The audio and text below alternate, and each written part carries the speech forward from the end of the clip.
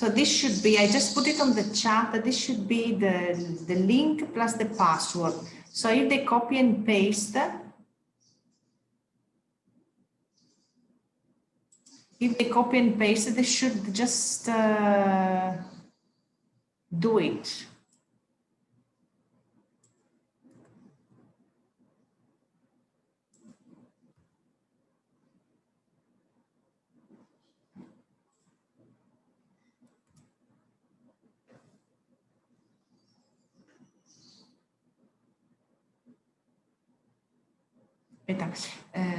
Pratima, do me a favor, just log out and log in again. Let's see, because maybe it's a problem of the number of participants. Are this failing eventually? Because someone works and someone not. Just thank you. Yeah, sure.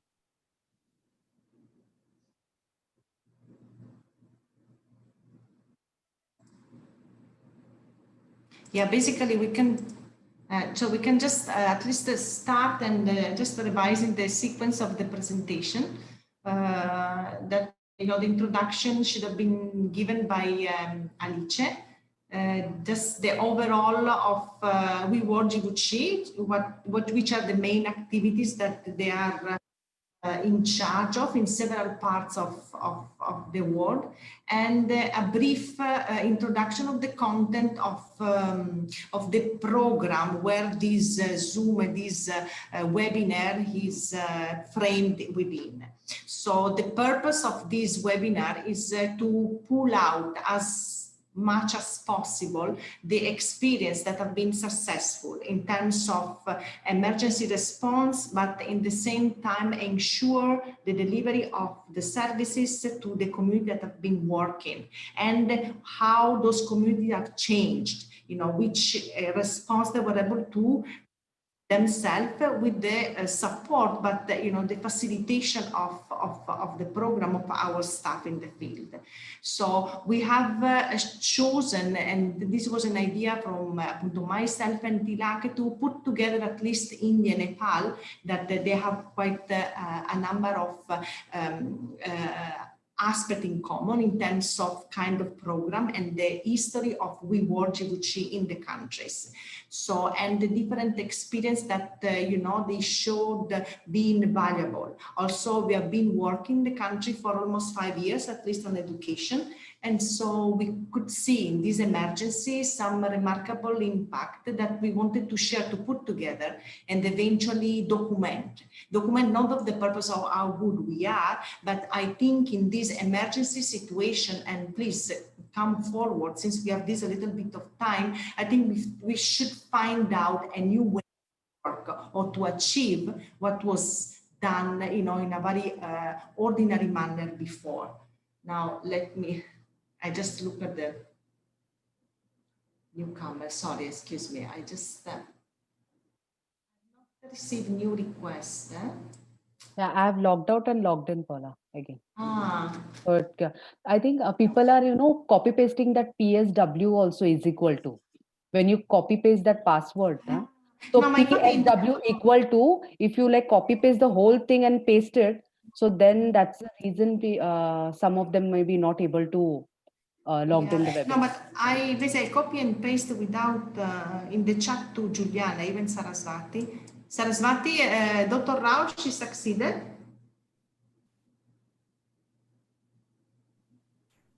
Madam, Aita. Madam, password is equal to na do madbedi. I've sent it to my friend, so I'm just waiting to see if she logs in. She was facing some problem. Yeah. Because I'm not received new. I hope there is no limitation on the numbers. Yes, Paola, there is no limitation.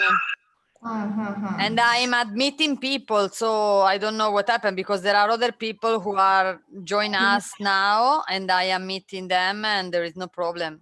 Yeah, also me, I tried to enter and went out, and it was working again, so no problem for me. Shashi Kodla, no? Here, Saraswati, again, I sent it just without the PWD equal. Okay yeah I will share madam ಇದು PWD ಇಲ್ದೇನೆ ಕಳ್ಸಿದಾರಂತೆ. ನಾನು zoom ಇದು ಕಳ್ಸ್ಕೊಡ್ತೀನಿ ನೋಡಿ. ಇದು PWD is equal to ಸೇರಿಸಿ ಕಳಿಸ್ತಾ ಇರೋದ್ರಿಂದ ಹಂಗ ಆಗ್ತಾ ಇದೆ ಅಂತ ಹೇಳ್ತಾ ಇದ್ದಾರೆ. ಏನೋ says in correct can I type my name ಬರಲ್ಲ ಅವ್ರು ಕಳಿಸ್ಬೇಕು. Good morning, can you hear me? Yes, welcome. Finally. Finally. Paola is. You went to the hairdresser, Alice. I'm really sorry. I don't know what happened. I restarted my laptop several times, but it seems like the audio is not working anymore. So. Too much energy direct ಕೊಡ್ತಾರೆ ಬರಲ್ವಾ? ಇಲ್ಲ ma'am. Okay.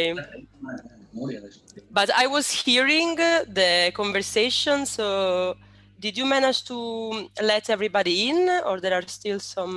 No, we have still some speaker actually. Dr. Raushi is struggling to access. Then I do not. They had problems. Some contacts of Juliana. They say that they were struggling. Paula, a few of them have entered. I think the one she's given up. Okay, so I've sent her a message. I'm waiting for her to reply, but the others have entered, so it's okay. I'm sharing the password. Aha, super. Okay. Yes, I put it all over. Okay. Okay. Just this one of the speakers. Yeah, I think connected. We're all in now.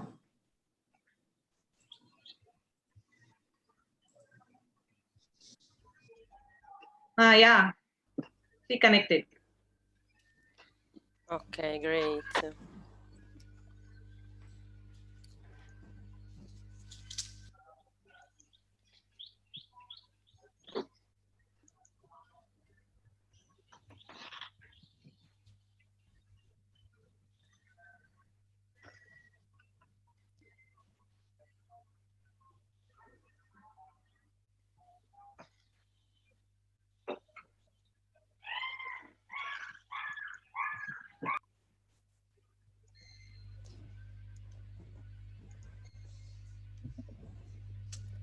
Okay, then while we wait, I guess if you like, I can share the screen. What do you think, Paola?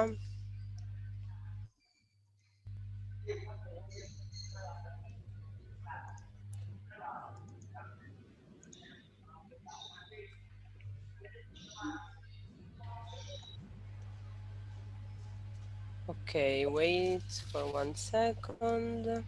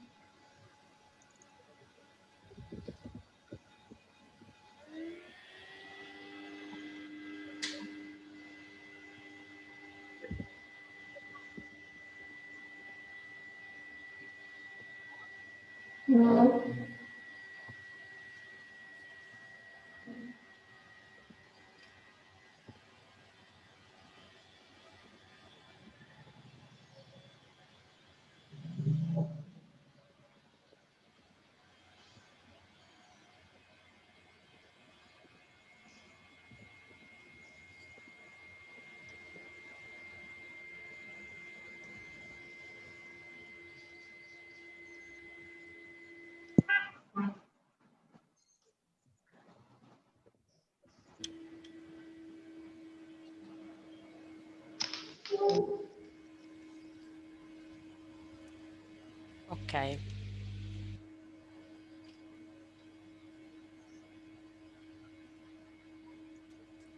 So do you hear me well, right? Yes. Ready to start? Okay. Sorry, it's just I have, since I have a new laptop, I need to understand how that works. Okay.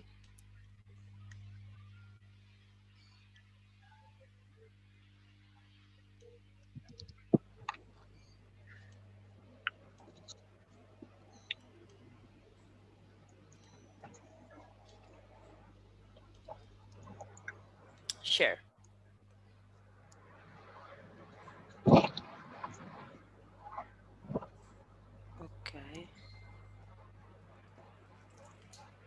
Do you see it well?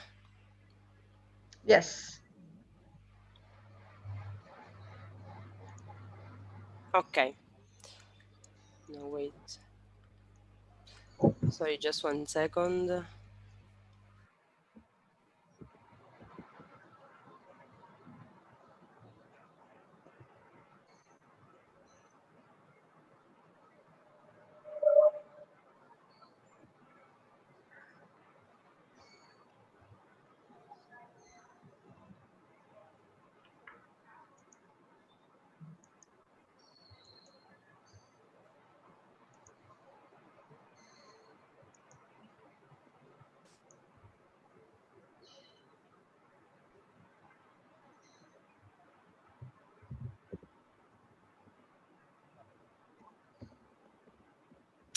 Okay, no, I guess, Paula, if you don't mind, if you can share the screen, because I guess this new laptop that they gave me doesn't support the PowerPoint.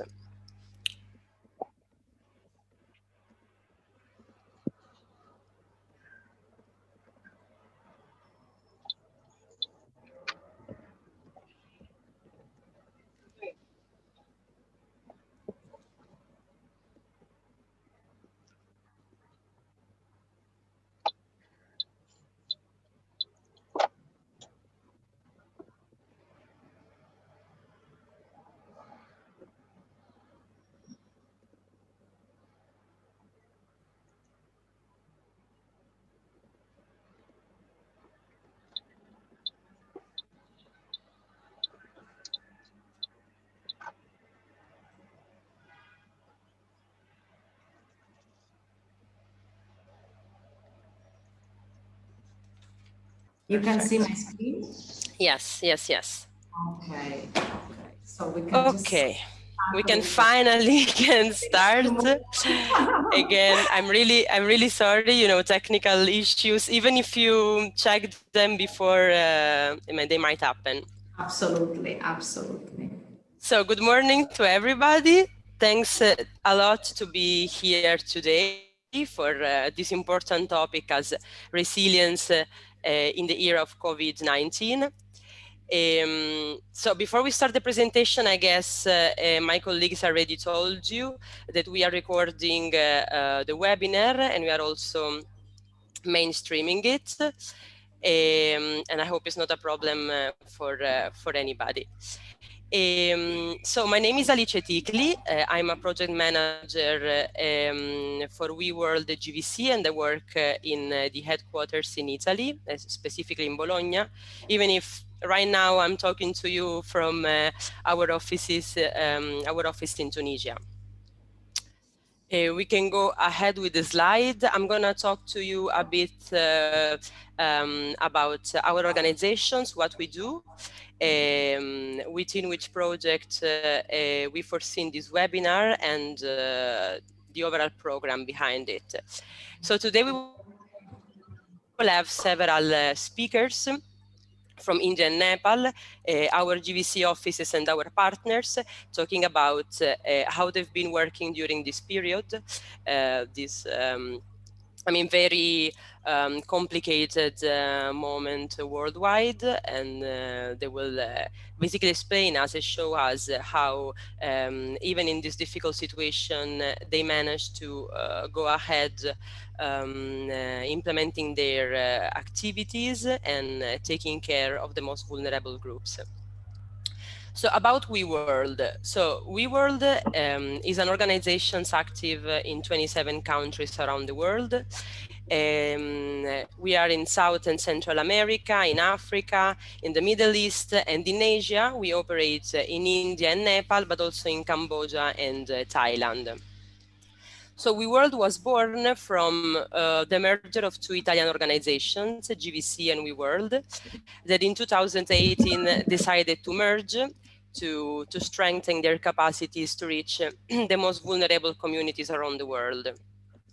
Next.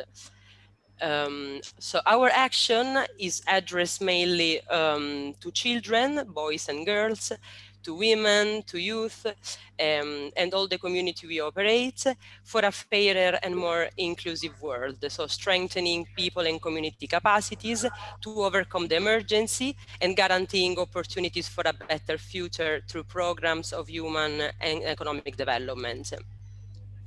So we work in different sector of intervention. Human rights, we can go through the other slide.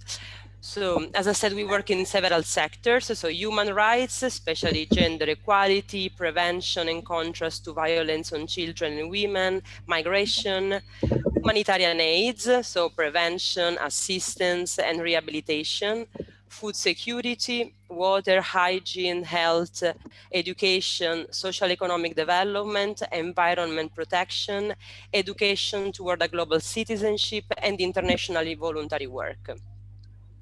So during the emergency, next slide, such as the current one we are living in, we don't stop. We keep on intervening in our countries, in the countries we operate. So far, we have been intervening actually in several ways.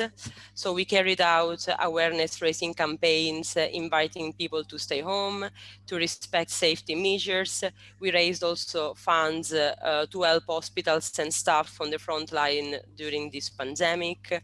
We distributed sanitary kits.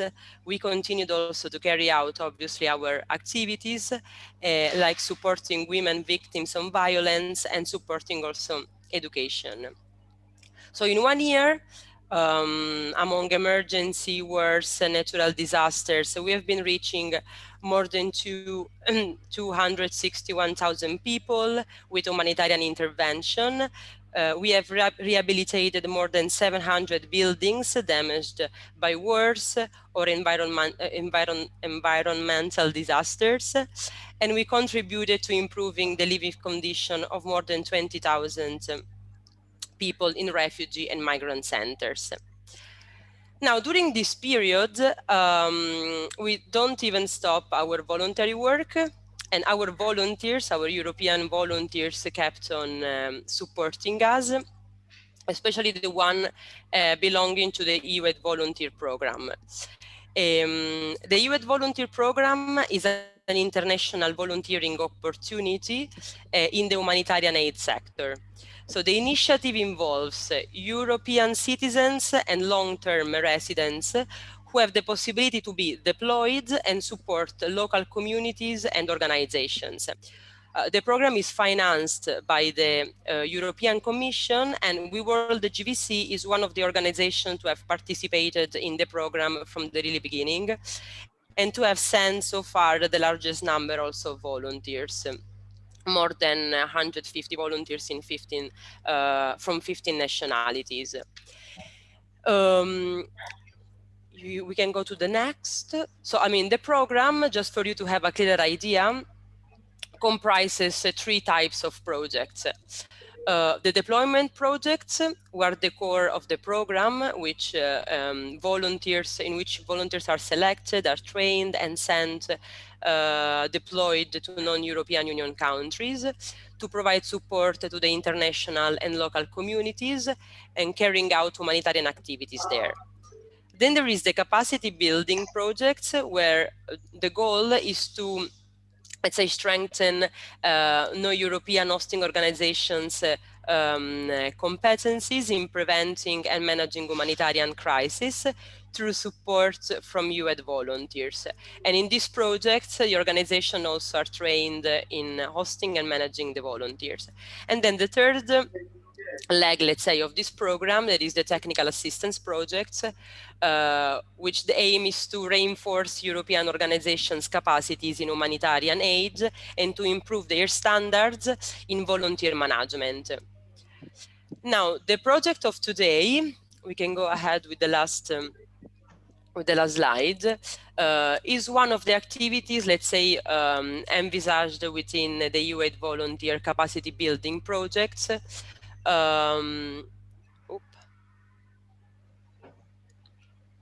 We lost, I guess we lost Paola.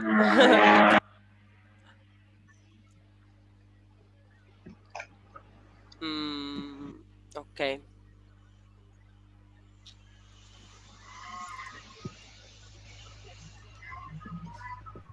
Alice, shall I continue then? No, yeah, I will just finish then with the last with the last slide, let's say, even if we cannot see it, and then I give you the floor. So, not just for you to have an idea of this activity specifically. So this activity is envisaged in our capacity building projects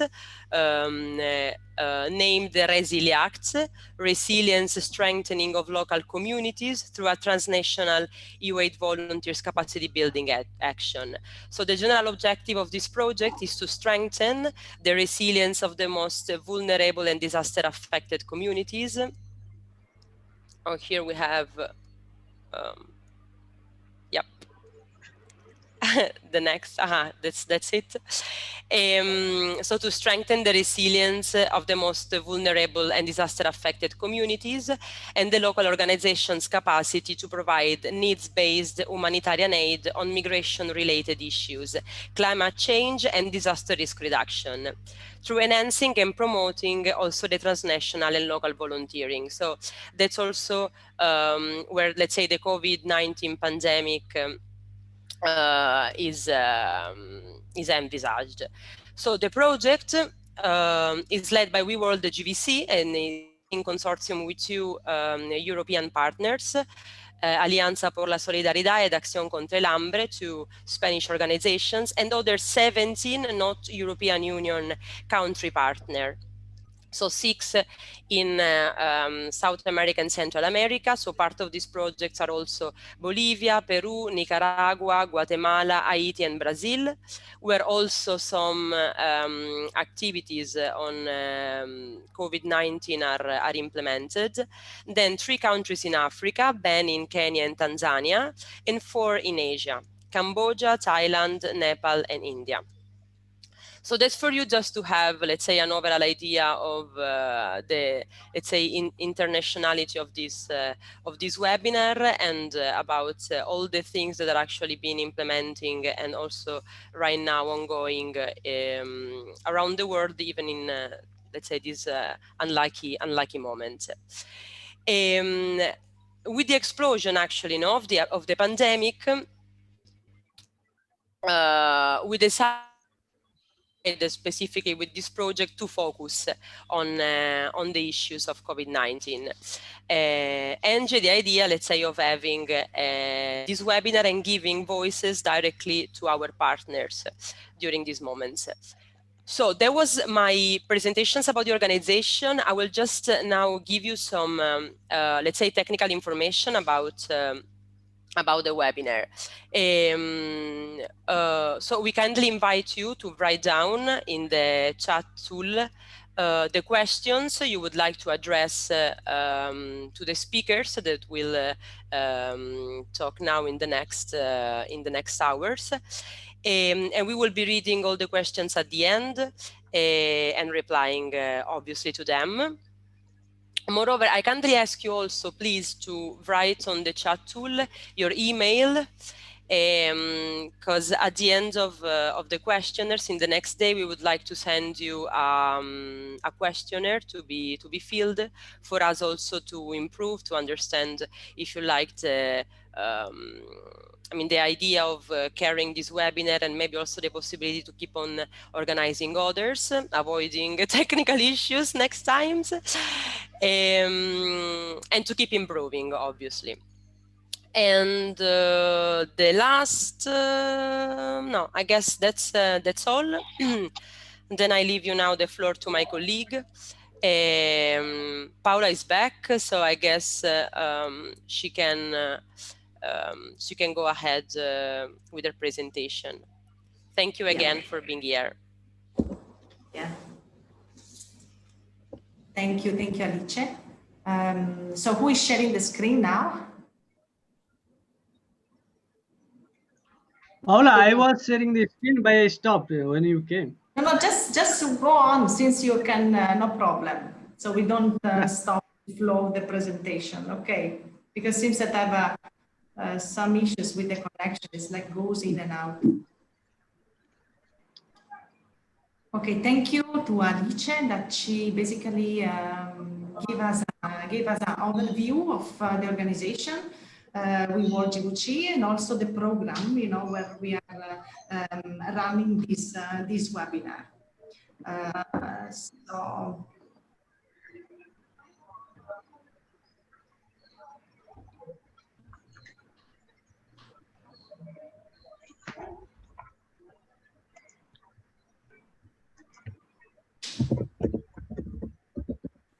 okay. Like you can put it in the presenting mode. Yes, I did, but didn't it work? To put it in a, did you see that? Keep it in a presenting mode. The This slideshow modality, just like before. Yes, I did, but it didn't work. I mean, let me check. With Alice, it worked. Did you see this slide? No, we saw just your desktop, actually. We can see just your desktop. Oh, sorry. So what happened? Let me check again then.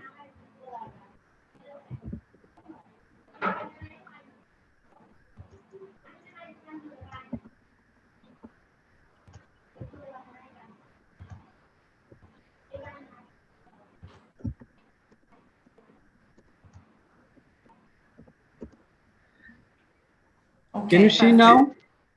Yes. Just the next slide. Yes, the previous one. Yeah, thank you. So now we can discuss on Namaste to everybody. So I would like to welcome for to these 2 hours sharing. And I would like to thank you also to put the effort and bear with those technical glitches, but the purpose I still hope is going to, we are going to succeed, because I think, you know, with all these experience that for the first time we are facing, sharing a way to address the problems that we were facing even before, you know, required creativity and required a lot of collaboration. Okay, we have to change the way to work. So I'm personally desperate looking for other ways or experiences that in the small scale intervention can really give hope, as we were doing before, but you know, considering this new setup. So the first, I would like just to spend few words on our experience here in India. So, and just to make a comment on the first slide that you can see, I chose dexterity as a keyword for my presentation because it has a resound meaning for the Asian culture. You know, dexterity means to able to act promptly, but with grace. So we had to do very fast, but at the same time very gentle towards, you know, the distress that this situation has caused, not only to our beneficiary, but also to ourselves, to our staff. that is facing daily new challenges. So they had to figure out even their new routine as a human being, as a worker, as a frontline worker. And we tried to put together few experiences that personally touched me deeply. And the things are not going to be differently afterwards. It's something that has changed me for what is going to come next. Thank you. The next slide, Dilak. So, we followed the guidelines from our reporters. So we had, as Alice was sharing, this emergency response suddenly should have been organized overnight. Okay, so in India, 22nd of March, lockdown, so no mercy. Okay, so we did an initial assessment. I was amazed because our partners, they were able, through phone calls, WhatsApp, whatever, to assess our beneficiary are aware. Despite the trauma that personally they were going through, they were able, you can see the numbers, more than 6,000 phone calls. We collected 800 information specifically for the girl child that they were exposed to child marriage and dropout much more than the other children. Then we have been created a network through WhatsApp and reaching out, key members of the community to ensure that there were, that the community, they were not left alone. Next slide.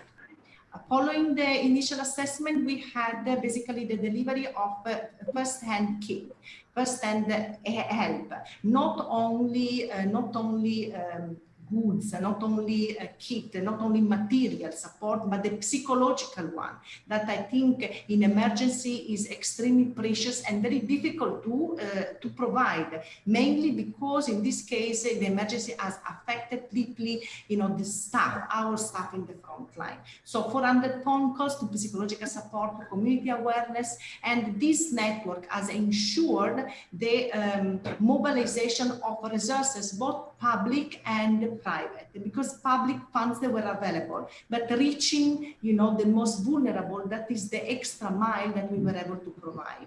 Next slide. So after, the first hand support, we basically focus on what next. In the lockdown, because the lockdown, at least in India, it has smoothed now. But, the problem of the pandemic is still 100% there. Now we reached the 3.5 million the other day. So it's like, so we are going to share, this new way to work without losing focus on the final goal, the final results. Okay, so this is basically, I'm sharing the result of our partners here in India. I think the role of GVC, we work in India, it has been to basically nourish this kind of partnerships that enable us to have a new rapport that goes beyond the funding agency, that usually, it's much more easy to create. Next slide. So I'm very proud to be associated to two of those partners that we are going to basically hear from. One is ART and one is RHP. That they can introduce themselves very beautifully, but it should be the other way around. They should start and then I should follow. So now I give the parterre to Giuliana, that she's an excellent speaker and she can talk about all of us. Thank you very much. Thank you, Paula, for the brief introduction. Good afternoon to my friends who are in Nepal and India, and good morning to our team in Italy. I would be focusing on involvement of the community to fight COVID. Okay. I'll be basically sharing a bit about my organization and the strategy we used to handle this issue of COVID-19. Ours, we are an NGO which works on the issue of sexual violence, focusing on child sexual abuse and human trafficking for commercial sexual exploitation. Our intervention regarding human trafficking, child sexual abuse, child marriage, devdasi, domestic violence, we have always used the component of involving the community members. We have used members from the community to handle and resolve this issue. today what I would be sharing is I would be sharing about our experience, ours experience of our work in the slums during COVID-19. By slums, we mean an area which is highly densely populated.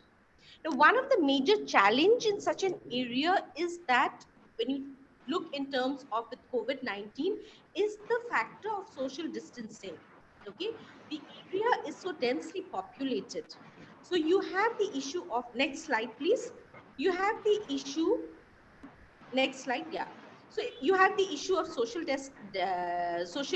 distancing, and also the issue of, if you look at it, the space for isolation, the self-quarantine facilities. So if you look at it, these are some of the factors which makes the densely populated area more, it basically affects more.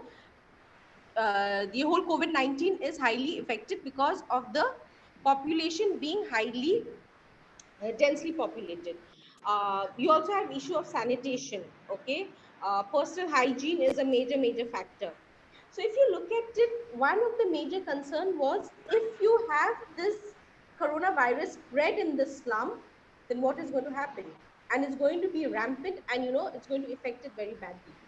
So what we had here is, when a few cases of COVID-19 was found in a few, next picture, next, in a few members in the highly densely populated population, what we found is the state administration, they basically defined this area as containment zone. Okay? I think most of us are aware of containment zone. When an area is notified as containment zone, there is restriction of movement of persons.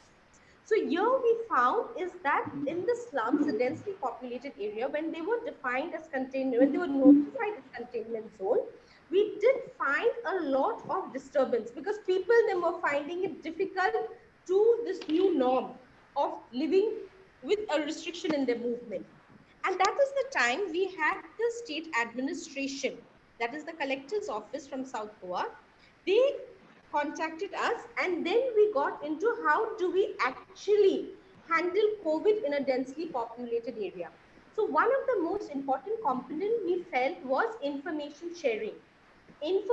Correct information that will prevent the spread of coronavirus and will also protect individuals who are living in that area. Next slide, please. So basically, once we had the state administration contact us, ours, along with the state administration and the doctors from BITS Pilani, we designed a module to see how awareness was provided to the members who were living in the containment zone. So we identified community leaders. These were housewives, teachers, social workers who were residing in the area. So information about COVID-19, of coronavirus, was shared to them. Simple information of what is coronavirus, what are the, how does it spread, how do we prevent the spread, what are the symptoms, and if we are ill, what are the things we need to do, and the helpline number was provided to the various members. Next slide, please. To the various members during this awareness training program. So basically, the awareness training program covered around 200 to 250 members in the highly densely populated slum areas in Murmagaon Taluk, whereby this information, we provided them this information so that they could go and spread the word. Next slide, please. And at the end of this awareness, we had each member take an oath whereby they would see, whereby they took an oath of how they will fight COVID by protecting themselves and others. So it was a simple oath whereby each member took an oath of saying how, next slide please. Okay, how we are going to fight COVID by protecting ourselves and others. And simple things they did was use of masks, maintaining physical distancing, okay, ensuring that our hand wash, there was a lot of thing on hand wash is done, how we sanitize our hand, and also how do we maintain physical distancing and see that the others are not affected by this virus, and also if there is anyone who's affected, how do they contact the health facilities and see how they are provided certain health provisions that was laid down by the government and was being provided by the government.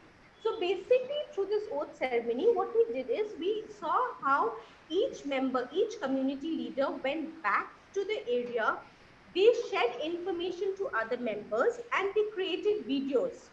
So they created videos of them sharing information about COVID-19, about coronavirus, about symptoms, how do you handle yourself, how do you look at ways to build your immunity, and then they shared it to their friends, to their families, their neighbors. They created videos, and we had a WhatsApp group of community members from each of these slum areas. So they started sharing the videos, and this somewhere motivated others to participate and to share information. So what I would like to end by saying is somewhere we felt that this strategy of the government, of professionals from the health department, from the health field, and we NGOs, our strength as an NGO was identifying leaders and seeing how this initiative of the community that was started carries on. So we saw that this tool of sharing information with the community through an awareness program and then breaking it down to them going and sharing information and creating these videos in WhatsApp, we saw that it did help in information sharing. It also helped each members to protect themselves from the virus and also to see how they are safe and they are able to protect the others too. Thank you.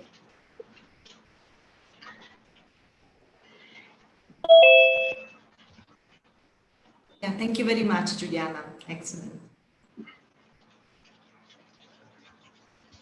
Okay, so probably I should present now, Paula. It's my turn, right? Yes, Tilak, bye. Okay, thank you very much, Paula, Yelice, and Juliana for your wonderful presentation. Now I'm going to present what we did in Nepal. In Nepal, we work with our wonderful partners who are working in the child right and education sector. Basically, we'll be presenting here our good practices, challenges, and gaps during the COVID response. Let me tell about brief information about COVID situation in Nepal. Actually, we are lucky at the beginning that it started very late. First case was found in 15 Feb, but till the 16th of May, there was no any casualty. But now it's being increased. You can see the airway is going up, and now till the date, it's 39,460 people are with positive case and 228 people already died from the COVID. Impact of COVID, let me share about the projection of the government that they have projected if the academic year disturbed till the 15 July of 20, that is already been disturbed. More than 500,000 children will be dropped out. If this goes till the 31st September 20, more than around 1.5 million children will be dropped out. And if it go whole academic session, that is till 15th of April, more than 2 million children will be dropped out. So this is the projection made by the government of Nepal. If you see the alternative during this situation, we tried to implement the alternative education process, and if you see how our community people, families have the access to the alternative devices, that is a radio program, television program, or we have the internet access, there is very low, more than 50% in the rural part. About 50% of the rural part of the Nepal, they don't have such access to the alternative devices. In average, 63% people have the access, urban little bit more, 69%.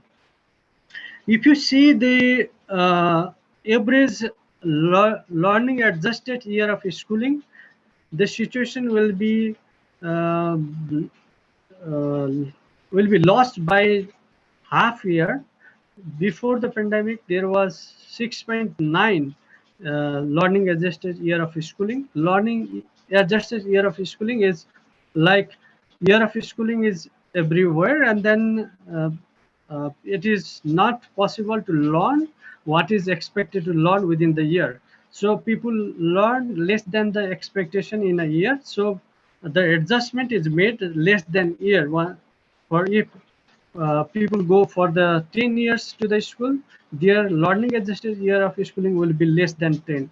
So in that way, 6.9 years of learning adjusted years of schooling was there before, but it is projected that it will decrease by half year, that is 6.4. So there will be decrement in the learning adjustment year of learning. Now let me share how was our situation during when the pandemic outbreak was started. We do have very less expertise in the emergency support in Nepal. We worked in during the earthquake in 2015, but then after we did have very limited experience in the working in emergencies. We didn't have policies, guideline, or experience in working in such a COVID situation. Train human resource we didn't have. Budget allocation was not there, and we have dilemma whether we start something between the COVID-19 way or we stop. We didn't have regular project in place. That was so we did have some sort of fear that because of us the COVID might be transmitted to the people. So we are really in dilemma whether we should start or we stop. From the behavioral aspect, we did have pros and cons. For example, we did have a kind of a greeting system that is supportive to stop the COVID, like Namaste is now worldwide. So Namaste is kind of greeting that supports to stop the COVID. We don't hug usually in our culture. So that was some aspect were positive. But in other hand, there's a lot of other aspect. We're not used to with the wearing mask. We did have kind of in general people used to spit around in public places that can multiply the transmission of the COVID. So these sort of things actually were really in dilemma and confusion during these uncertainties of the COVID pandemic. But we started few things with finding the resources within our existing project, and we try to coordinate with the government in Nepal, and we are able to start few things to fight and restart, or let's say support some learning opportunity for the children. We started one live video program. This is the video platform that children can share and they can learn from the adult people about the different aspect. Our partner will share in detail about it. We also developed some awareness raising brochure leaflets and IEC materials that is distributed, and then we also made orientation via online Zoom meeting. Also we organized the face-to-face meeting also with proper distance maintaining. We also supported learning materials, self-learning materials that is developed by the government of Nepal, and we worked together with the local government, and we supported more than about 3,400 children.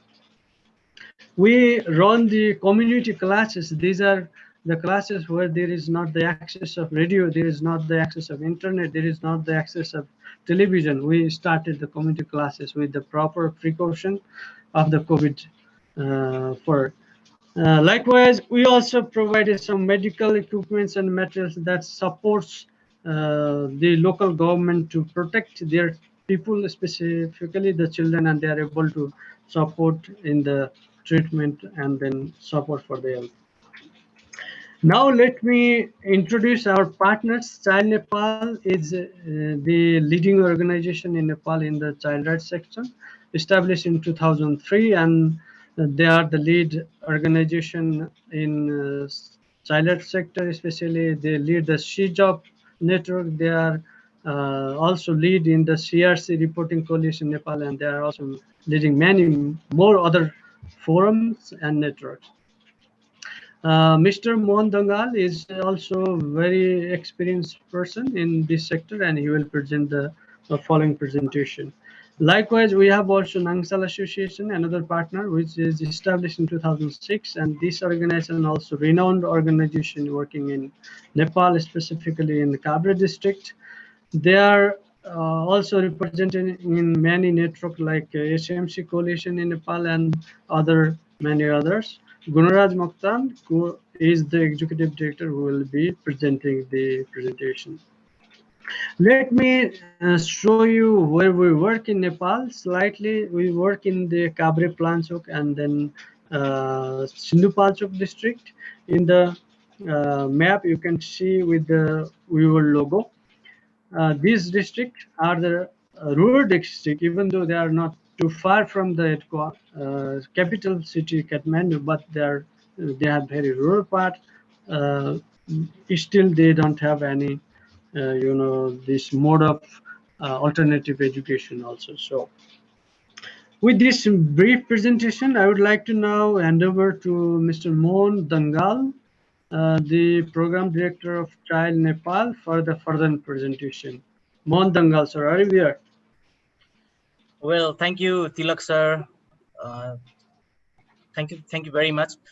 Well, I would like to start my presentation, and in my presentation, I am focusing on the title "Exploring an Alternative Avenue for Learning." We are saying here learning instead of education. So, within the uncertainties. So, I would like to share some of the responses that we have done, and particularly focus on one good practice that we have initiated here in Nepal in collaborations with WeWorld GBC. Next one. So I would not like to go in this slide much more because Tilak sir has already shared with us regarding our preparedness. So what we did during the after the COVID pandemic here in Nepal is the first work that we did was the coordination. We had a kind of coordination with WeWorld GBC, similarly Nangsal Association, with the local government where we are working in community level, and similarly with the local media, local community radio, and different service providers and vendors. We had a kind of coordination with them through the virtual media. So that was the first initiative that we took out. So in general, what we did during after this for this COVID prevention was the relief and awareness. We did hand over some medical equipments like PPE and thermal gun, N95 masks to the local government in order to support the local health post and health personnel. And similarly, we did virtual orientation to parents, teachers, and COVID prevention. We also took initiative to install the hand washing spaces. We published the flyers on prevention from pandemic, and also we did some work with children to promote their participation. And we had a kind of art competition, eloquence competition with children. So this was a kind of general interventions we did, which most of the organizations have been doing on. And yeah, next slide. Moving on, and I will be focusing on the alternative avenue that we created for after the this pandemic, which we call Tele School Nepal. So Tele School Nepal. So first of all, I would like to briefly describe this banner. So so that I will be able to see how this concept emerged on and how we are materializing this concept into action. So this is an online platform for children to learn, to entertain, to receive information with fun. And so when they are staying at home during the lockdown, or even in the general situation also, they can get a kind of information and learning platform in online media. So here it is presented, or the production of this Tele School Nepal is done by Child Nepal, and we have many other several partners from government level and other development partners. And the preliminary partnership we had with the WeWorld Unless in the production of 30 episodes of this tele school Nepal. So there is the link also from where you can browse and you can watch this tele school program, and it is live broadcast in Facebook every Saturday 5 p.m. Yes, next slide.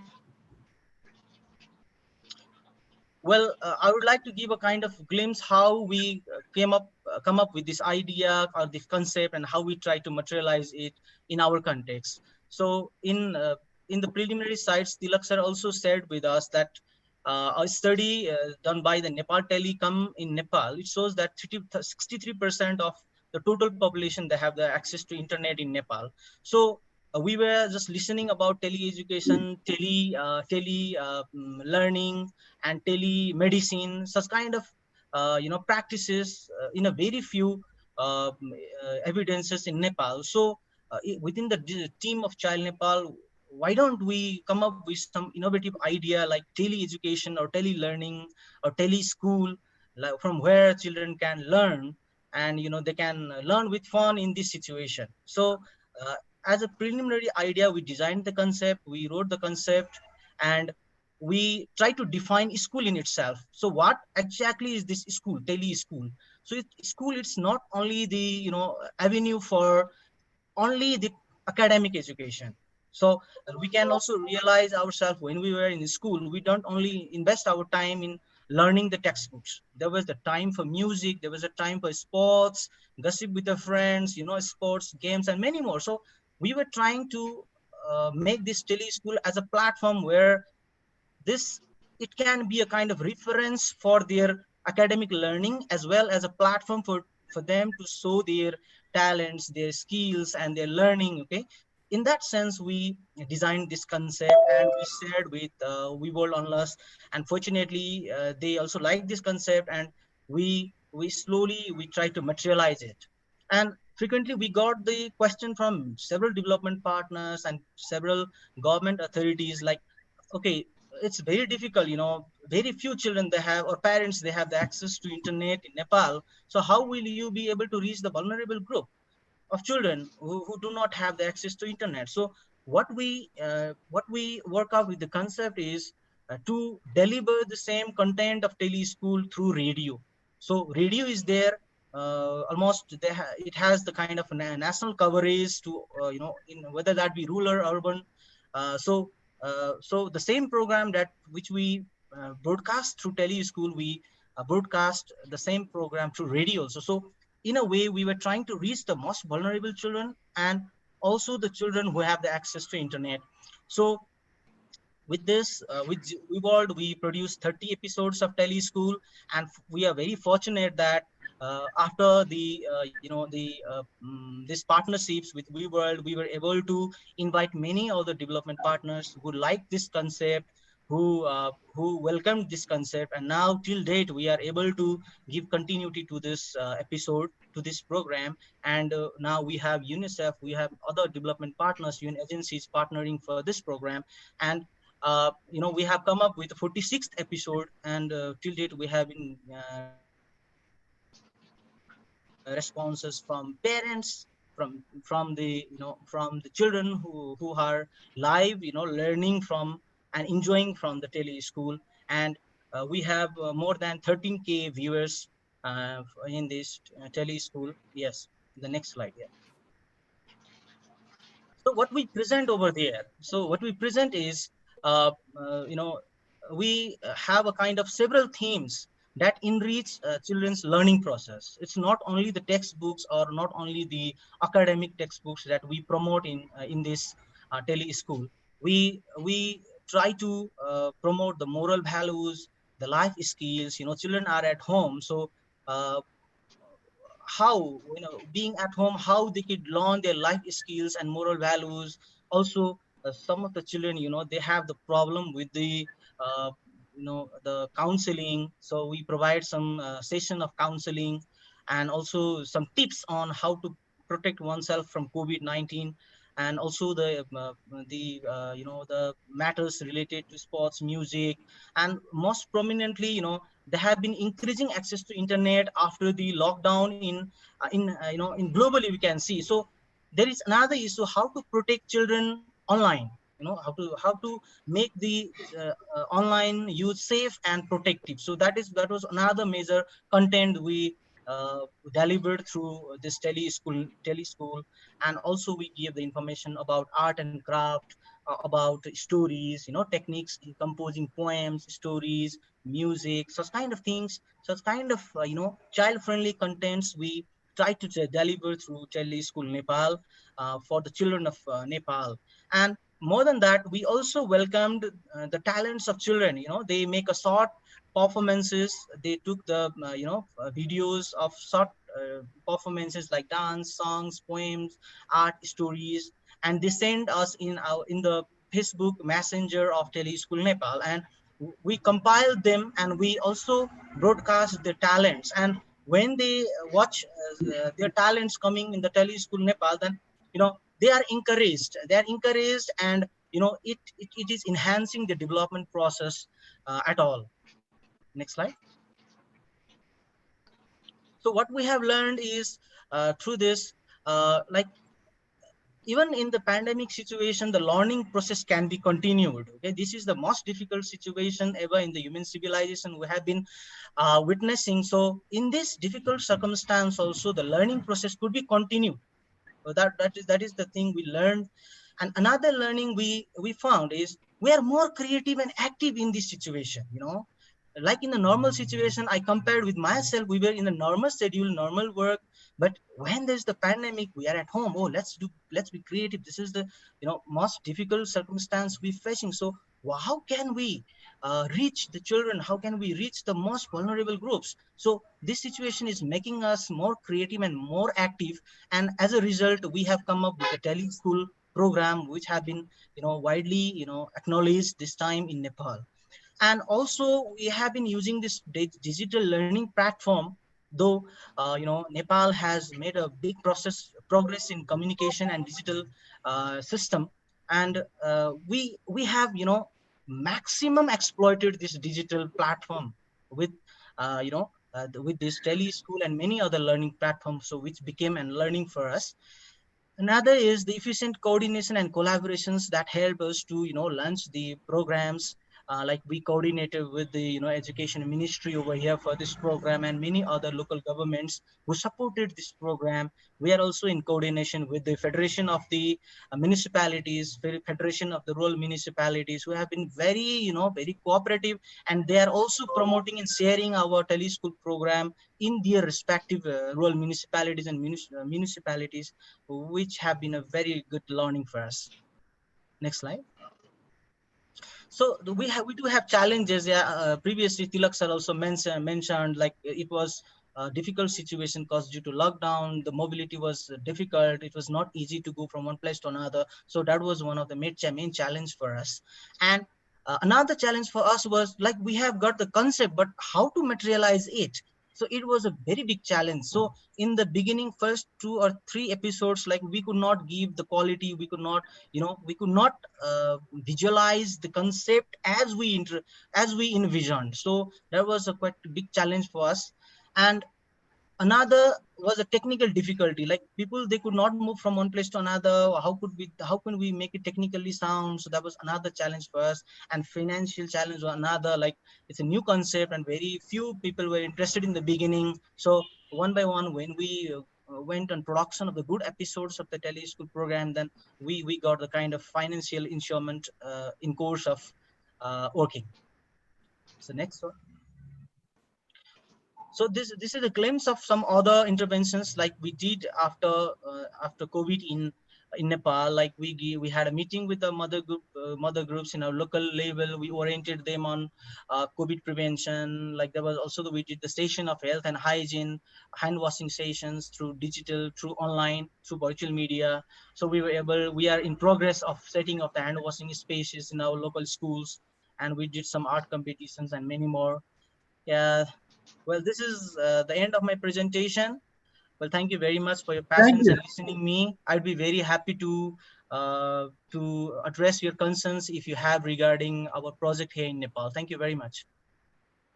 Okay, thank you, Mohan sir. Thank you very much. Now I would like to request Gunaraj Moktan sir for your presentation, please. Okay, sir. Namaste and welcome to all of you. Namaste has become popular in the world nowadays because of the COVID crisis. It's me, Gunaraj Muktan, Executive Director for Nangsal Association Nepal. We are a partner NGO of We World Analas. First of all, thank you very much for this opportunity.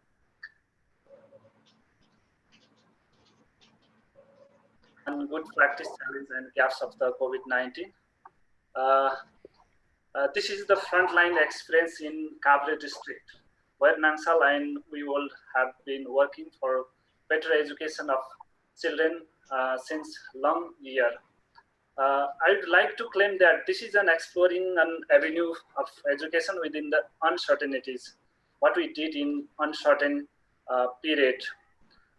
We all know that COVID-19 has created crisis even in human civilization. Although it is an opportunity to explore new modality idea in way of learning in education sector. All the situation, I think, shared by Tilak sir and Mohan sir. So let me share intervention focusing COVID.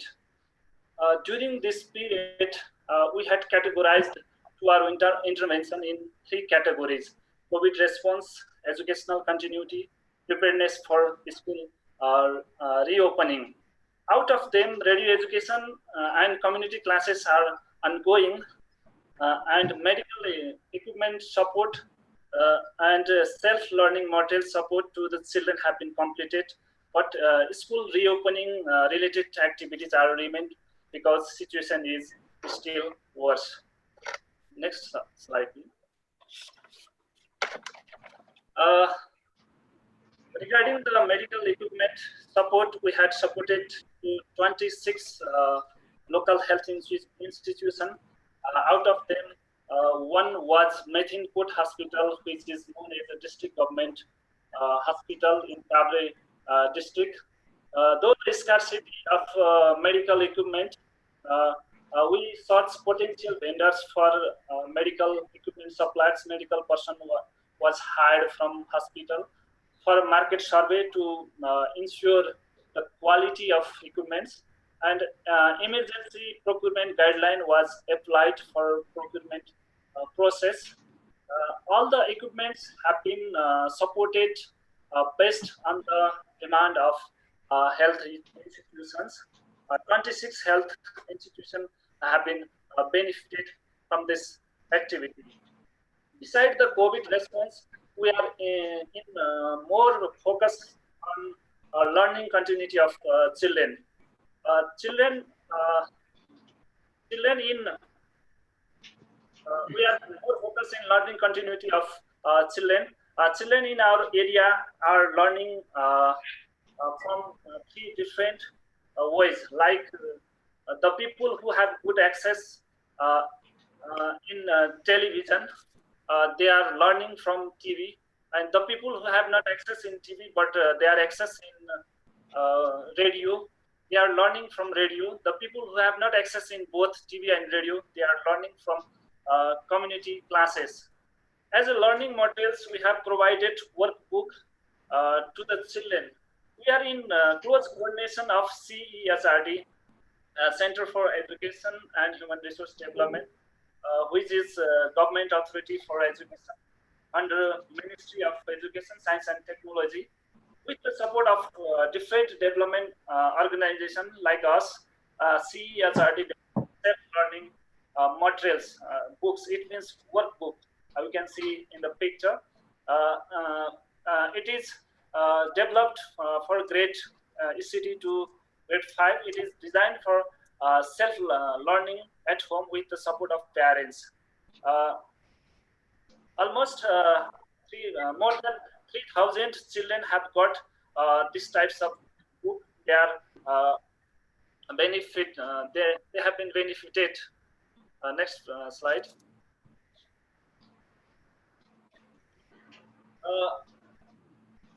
In our community, every parents are not able to support for their children's learning. So we developed a radio program as well based on the workbook and broadcasted through the local radio. Children listen the radio, then learn and work on the workbook. Workbook based on radio program are developed for grade ECD to grade 3 and national curriculum and test to grade 10. We developed these types of workbook-based radio education with the close coordination of CESRD, government authority, and they have been disseminating the radio program through the other radio station all over the country.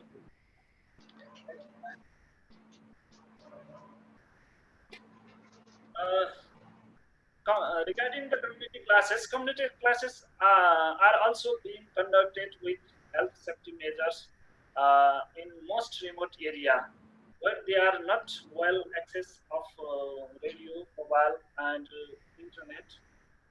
Community volunteers are mobilized for facilitation of the classes. Community classes are mobilized by community schools which are still closed. Community classes are last option where other communication are not in access. Community classes are more effective where access in radio and facilitator are available. So we found that community class are more effective where radio are listen and facilitator are there. Next. Let me share about learning. Self-learning with best radio program is the best way of learning at home, which we applied. Community classes are last option in most remote area where line is they are not reachable. And taking initiation by local government for functioning of alternative way of learning, also learnings for us. Next slide. We faced some challenges like similar to Monza, scarcity and more expensiveness of medical equipment and materials in the market. And monsoon and flood also being challenge for us because we are working in most remote area. And nowadays, rapidly increasing of COVID transmission in the community is a challenge for us. Thank you very much for your attention. And comments, feedbacks, and suggestions are welcome. Thank you very much.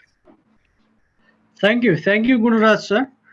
Before to hand over to India team, I would like to just wrap up why we're seeing this alternative avenue between the uncertainties of the COVID.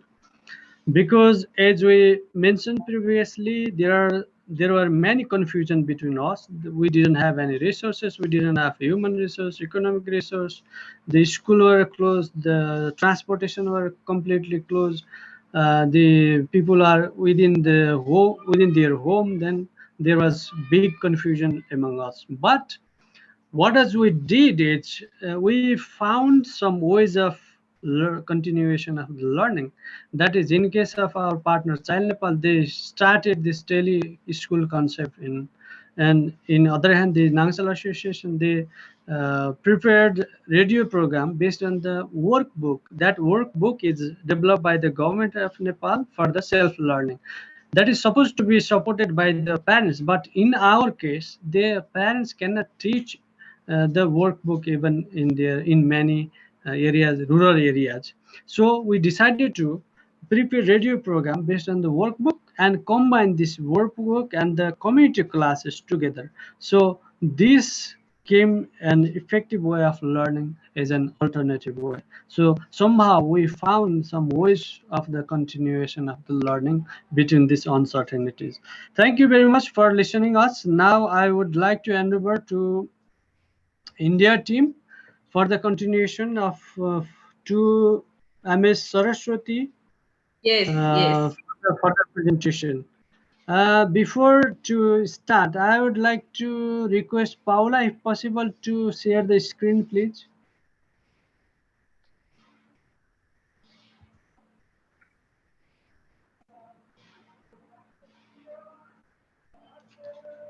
I need a break. Paula, are you there?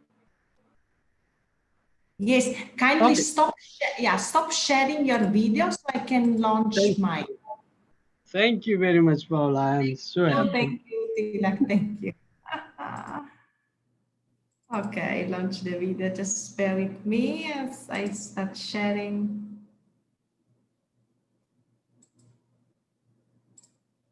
Okay, you can see the video? No.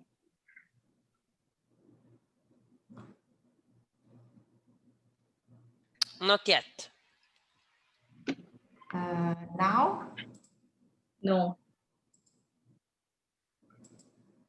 Now it should. Yes. Yeah, I think it's coming. Yep. Okay, okay, we succeeded. Okay, let me put it in.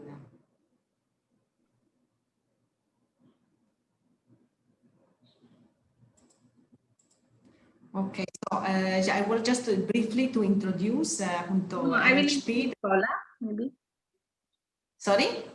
I will introduce, no, together. Okay, okay, okay. Saraswati, it's all yours then. Thank you. Namaste all.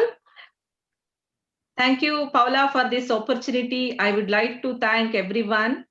And this is Saraswati from RLHP. RLHP is a partner of WeWorld GVC past 2015 onwards, when the office is open in India. So RLHP Rural Literacy Health Program is a NGO based in Mysore. We are committed in development work since 1984. So our vision is to create a just, free, and equitable and sustainable society.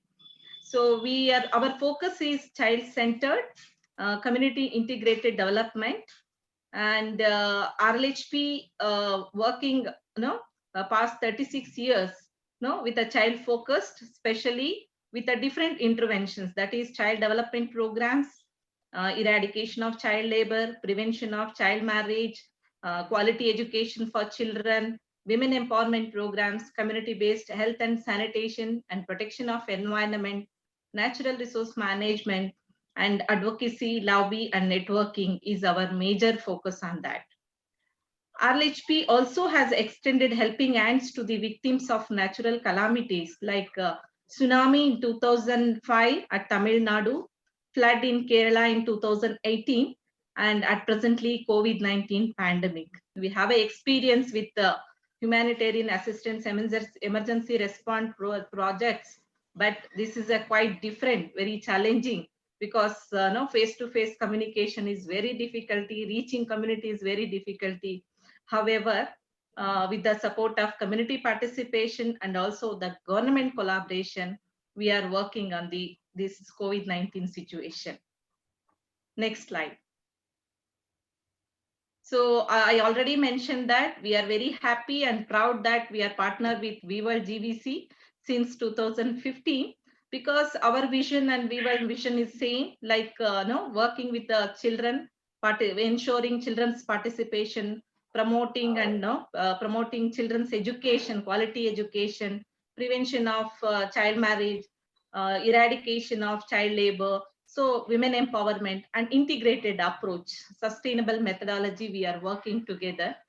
So RLHP with a special focus on vulnerable children with the WeWorld GVC of 12 government schools from 19 slums of Mysore districts.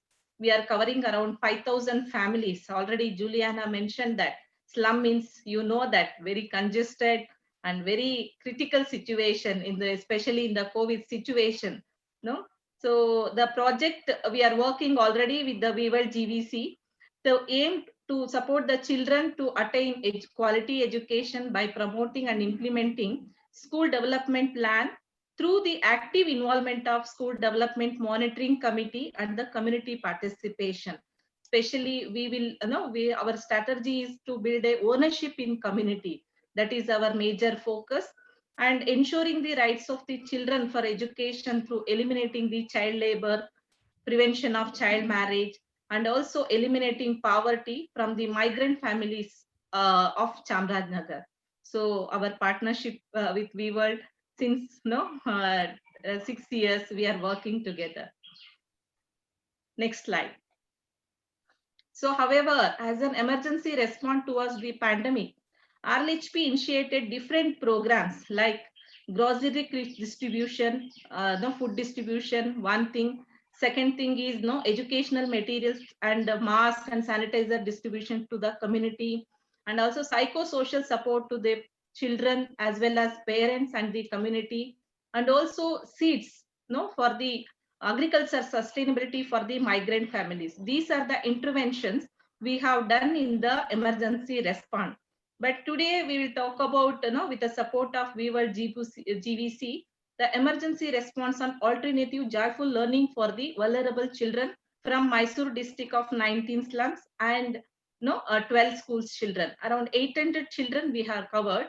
So I am handovering Dr. Prema Rao. She is our consultant, educational consultant. From 2 years, she is supporting for children education. So she will continue the presentation on emergency response.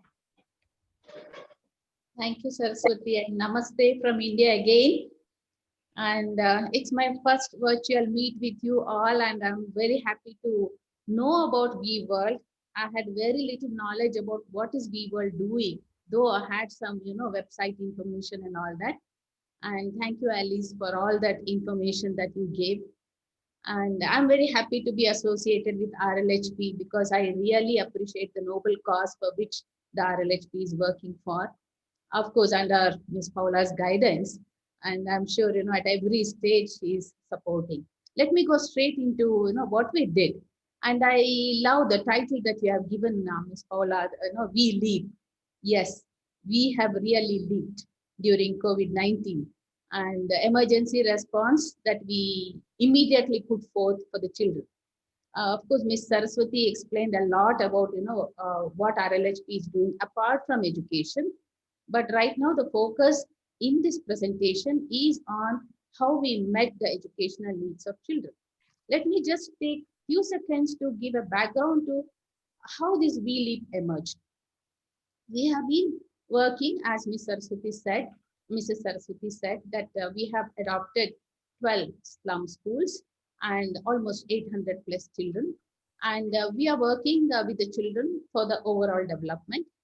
Just to explain, what is that overall development, we have just framed around 5 dimensions: physical development, health and nutrition, and then sensory motor development, and play and cognitive behavior, and communication and literacy behavior, and social emotional development. Because our perception is that, when children go to schools, they develop along these 5 dimensions. Particularly with the midday meals that is being extended by the government now, and the scholastic curriculum that is available for all children. So we thought we will frame activities for these children in the 12 slum schools to give them quality education under the RTE, Right to Education Act. So we have been working on this project for about 2.5 years. I'm associated for 2.5 years now, and I think the project is being run for more than that. And we were very happy with whatever the progress that the slum children made. And we were a bit astonished about the progress. Maybe our expectation was low, but the progress was very great. So motivated by the progress, we had lots of ideas to carry forward, but we were aghast when COVID-19 hit. The pandemic really, at one time we thought, what do we do now? The schools are closed. And there is a downscaling of all the scholastic activities, and the red letter day began on 11th March for India with the closure and all that. But we wanted to meet these gaps. So what we did was, when we were working for these 800 plus children in 12 schools, we identified 25% of children as being risk, with moderate risk for learning due to so many other factors, and 1.9% of children being high risk. So how do we manage these risk children? We developed individual education plans. And the individual education plans were around 60 activities were developed. And these activities were actually taught to the parents, the teachers, and the community volunteers. Then we thought, why not we adopt those 60 activities, not all 60 because of the time constraint and the manpower constraint and so many other things. We developed 17 video modules using those activities. And these, we called it as We Leap. Yes, we definitely leap. Learning for Education Activities program, conceptualized through video modules. And let me also tell you why we developed these video modules. Anybody can ask, how do you reach out to the community with a video? Do they have access to TV? Do they have access to internet? Do they have lots of questions? So for which RLHP was again ready. And let me be frank with you, the literacy in India is sometimes questioned, though it is being increased of late. But the mobile literacy is really great. Though they are not formally literate, people are mobile literate. So then what we thought was, why not we form a WhatsApp group for these community people, parents, community volunteers, the SDMC members, and a lot of other youth leaders in the community. So the WhatsApp group was formed, and these 17 video modules were transferred to this WhatsApp every day. And it's not just transferring the activities and the videos. The staff of RLHP met the community, met the parents, of course, with all precautions, like, as I told, SMS, sanitization, mask, and social distance. And they demonstrated how these activities need to be executed to children. This whole thing was planned so that children do not lose out on their motivation to learn. With the schools closed, what happens? Children are taken for any child labor, employment, or maybe child marriages, or maybe anything else, and a lot of frustration for children. So that should not happen.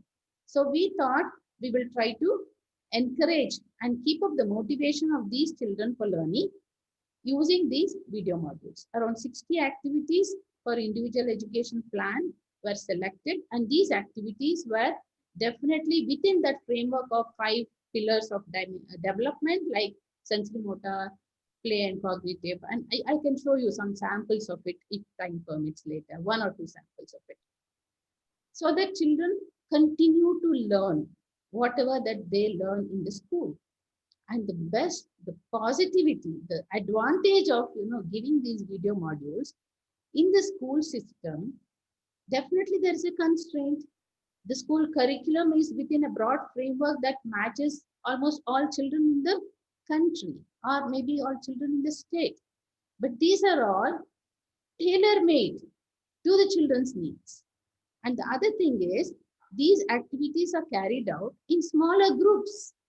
So the competition is less, the learning motivation is high, and the parents and community leaders and youth volunteers and SDMC members, they also know how difficult it is to teach children. They stop blaming the teachers for this. So there's a lot of positive things that we learned. This was a learning process, and we definitely felt that this would work out quite well. And there were around 800 children from across 19 slums and so many schools, and 800 children who received their educational kits. And some of these activities were done with low cost, locally available home materials. And so the next slide is, so what was the good practices that we implemented with this COVID-19? So the entire thing was a new routine for the children, new routine for the parents. So the weekly activity, sorry, there's thunder going on, it's going to rain. Maybe you heard the sound. So the new activities we scheduled from Monday through Thursday for children, mainly for learning all these individual education activities. So it's more like a school. And Friday was a psychosocial support through peer group activities. So it really helped them that, they don't miss out on their socio emotional psychological activities that they continue to get, they were getting in the school. So Friday was for children, and Saturday again health and hygiene training for parents, of course, along with children. So this took a lot of focus. This was focused on how parents should cope with the COVID-19, how children should cope with the COVID-19, and how the entire community should not really feel like left out. There's no support, nothing for children, nothing for parents. So that they should not fall back in their regular routine. So in addition to the educational support, RLHP also distributed, food grains and a lot of other kinds of things, even including the sanitizer and mask and other things to the community, so that they're totally set for to face the COVID-19 outbreak. So if you look at some of these pictures into the individual education plan, like the parents were taught how to manage these children in the first picture, yes, and these activities were totally framed along curriculum such as maths, social science, and letter writing, copying, and listening, attention, cognition, turn taking, social behavior, playground rules, a whole lot of things. We just frame the activities along these lines. And of course, maintaining the social distance and the group activities and putting up their painting and art and other things on the display to motivate them. And you can see in the video like how one boy says, I really want to aim high. So that's what the boy says. He never feels he lost on something, but he said, no, it's not a failure.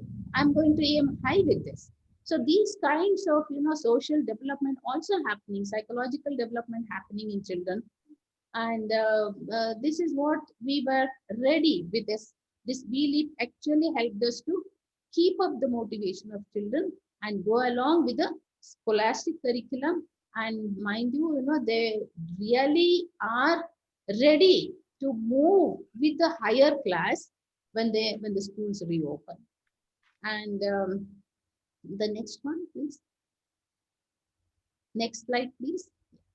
And here, the community participation and government collaboration was also made in this belief program. There were 350 parents who cooperated with us, 160 SDMC members, and 120 community leaders who shared their efforts and interest and their participation, time, and everything, energy with us to carry out this belief program. Next slide, please.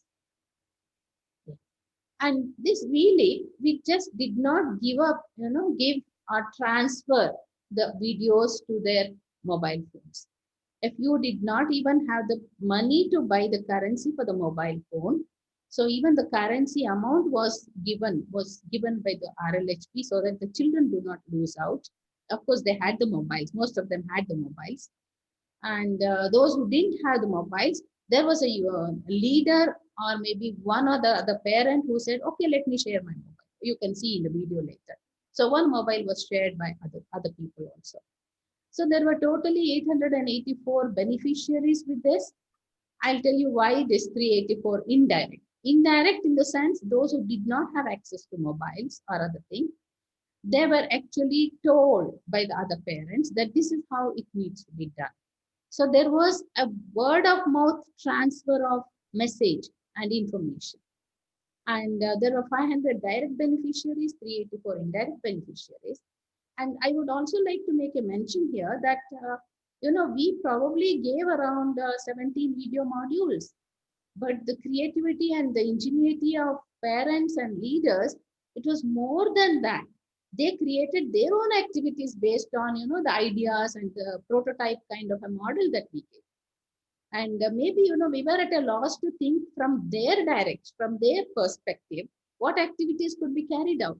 But they had their own creativity to design activities and do it with the children. And children, child leaders were there. The older sibling would definitely, you know, run some activities with the younger kids. So that was also there in some portions of the community. Next, please. Here we have a small video. If time permits, I can just play that, a bit of it. And it has title also, English subtitle. Or I can play the other video and try to share with it. That is for a few seconds only. I'll try to share this. If I'm given the option to share, can I share it?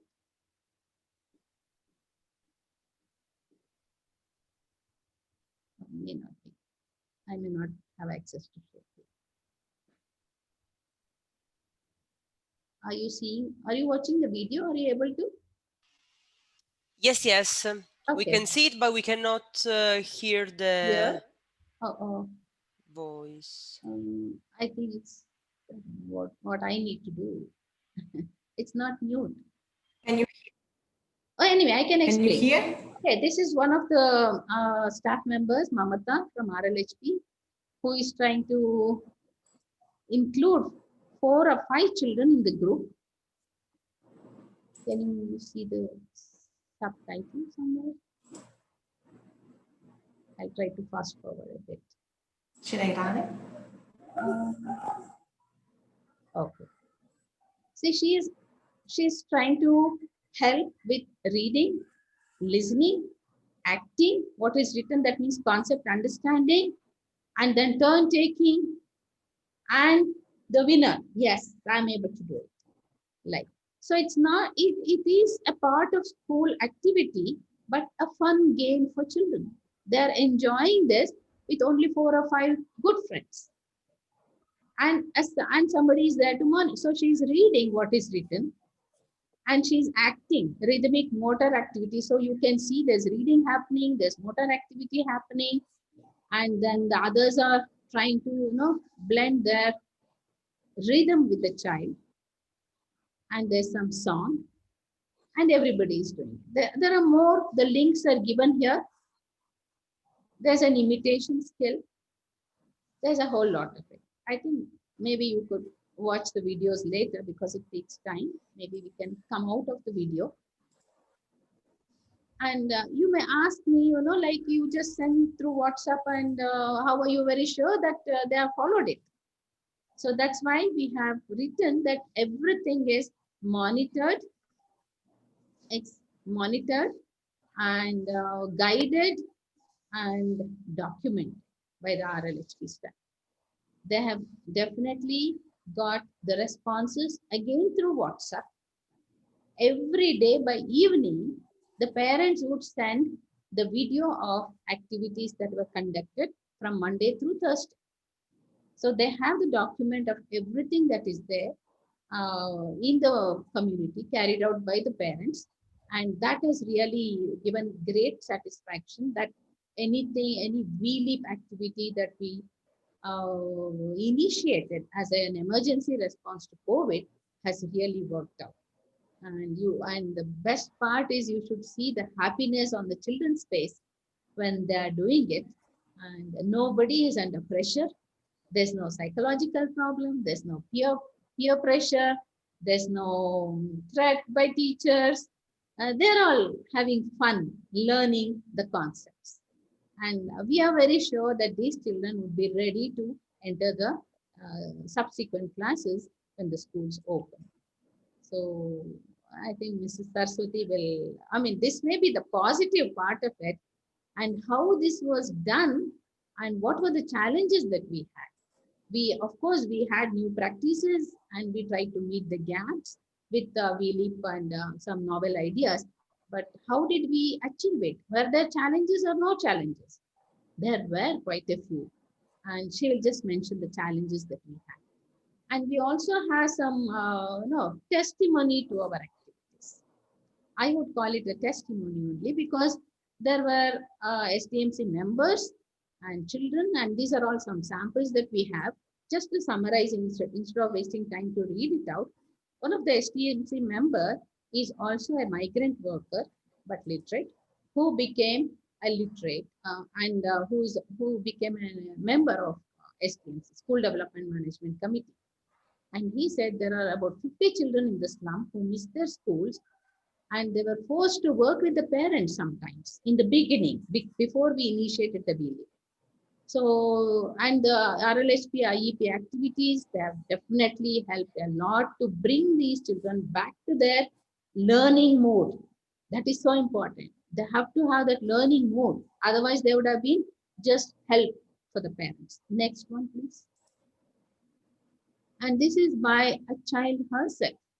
And she says, parents don't have work, I have no school, there's no food to eat, but RLHP sent all the food and, quite a lot of fun-filled videos and health and hygiene materials. And I have two other siblings with me. So we all enjoyed learning from each other, and we interacted with each other, and COVID-19 did not really, put us down. And we are very thankful to RLHP. That's what the girl says. The girl is in middle school. The next, please. Okay. This is from a parent. And the parent also said, we have lost job, there is lockdown, but RLHP gave us a lot of support.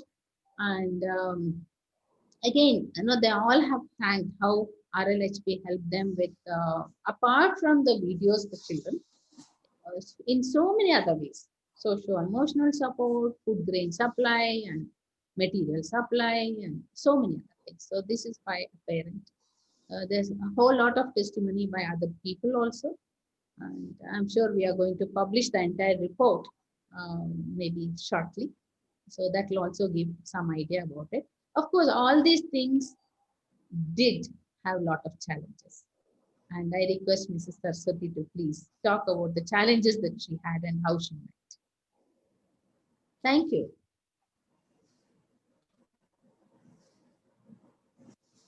Unmute. Yeah, everyone was, no, thank you, madam, thank you.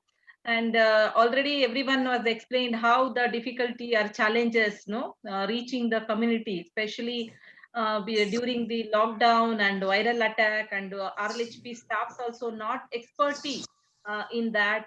So anyhow, with the support of community, because RLHP majorly focus with the community participation in all the programs, it leads to sustainability, that we believe that. So with the support of community and also the government collaboration, anyhow, we reached the community, but reaching community was very challenging initially.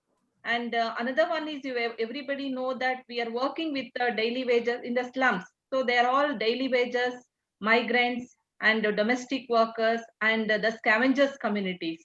So because of this lockdown, so they have economic crisis. They lost their jobs, employment, and everything. So that was the very much extreme poverty. So that is also very much problem for that time. And already Juliana also mentioned that the slum means, that 10 by 15, that is the huts with the 7-8 people together, they are living. So together living, and there is no social distance and congested places. It was very much problem. And children are not allowed to go outside during the lockdown. So the psychosocial development also, because children are stress and trauma and everything. So, and the demotivation of towards learning, because that where we are working, in the slums, in 19 slums, they are all illiterate. The people know the first generation, what we are working with the children, they are the first generation learners. So the parents are not supportive for children, any support for the education purpose, especially. You can take the other people, other rich people, they have at home, carom, chess, or reading library books and everything. But these children, There is no play materials or toys or anything. Only if they have a TV, they can watch. That is the entertainment. Other than nothing. So, and also the government also announced that online education, Karnataka government. But in the slums, no, the smartphones very minimal. There is no smartphones. If smartphone also is there, there is a recharge problem. There is a currency problem. So network problems. So these are the challenges. And because of economic crisis during lockdown and everything, the children are forced to work together with the parents, no, as a child labor. Now the children are started working with the parents.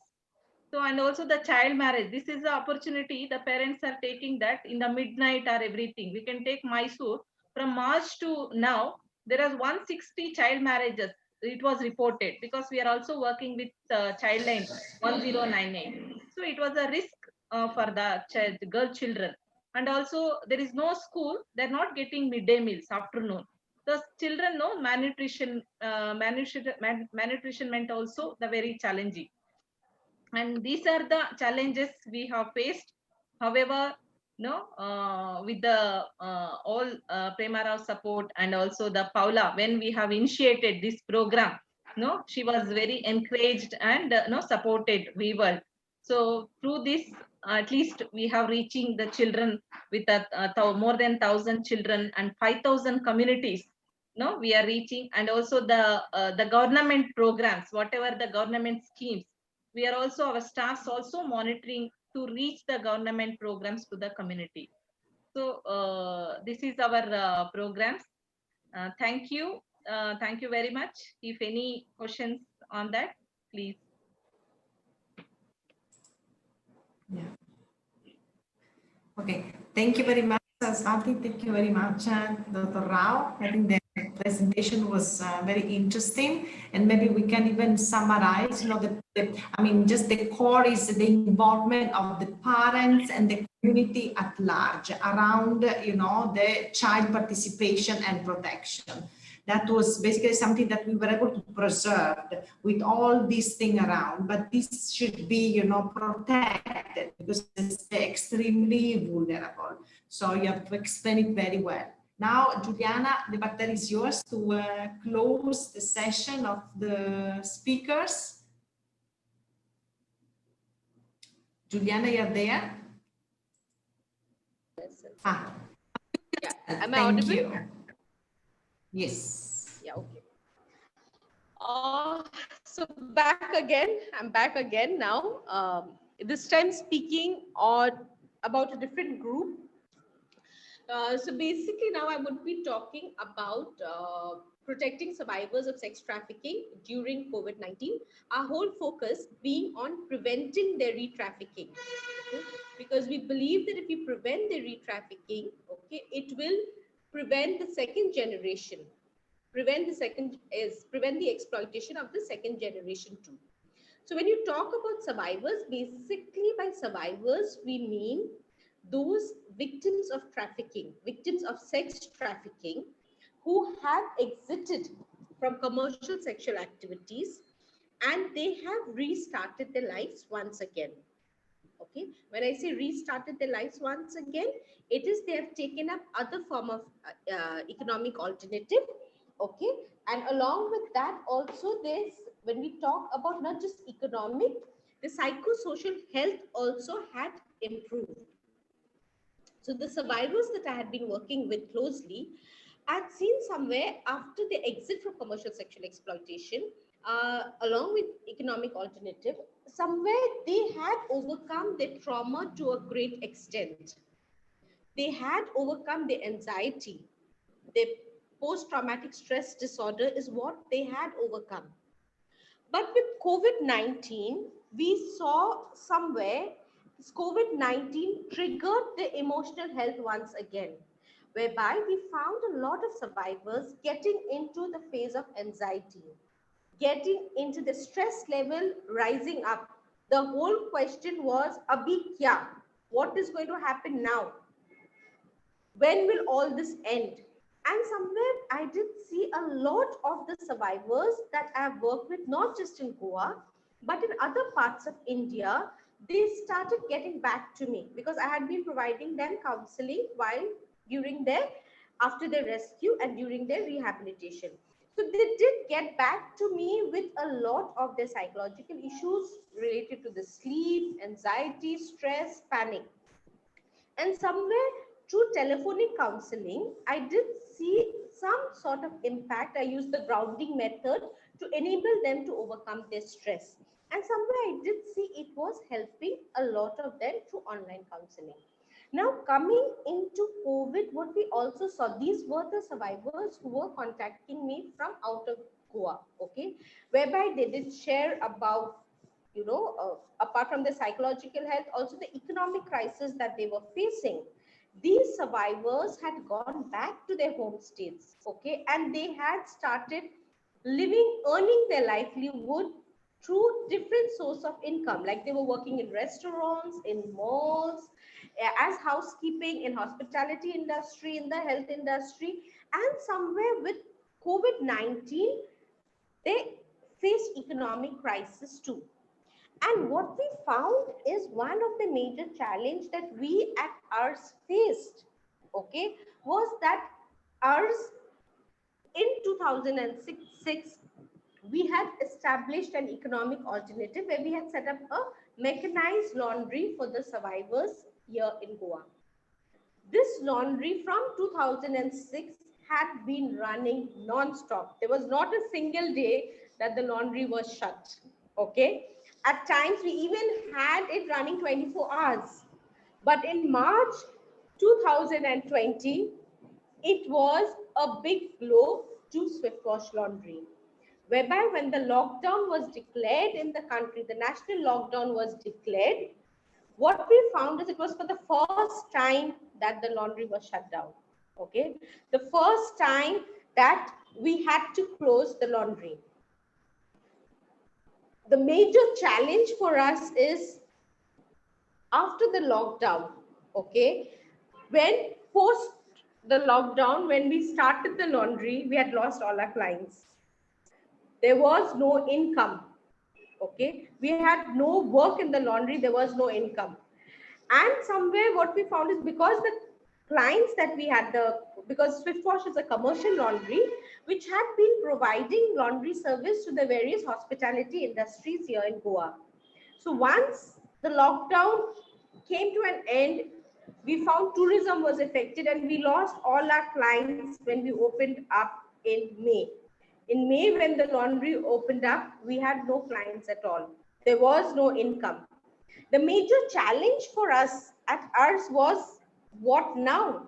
And we found it was not just because Swiftwash has provided an economic alternative to survivors.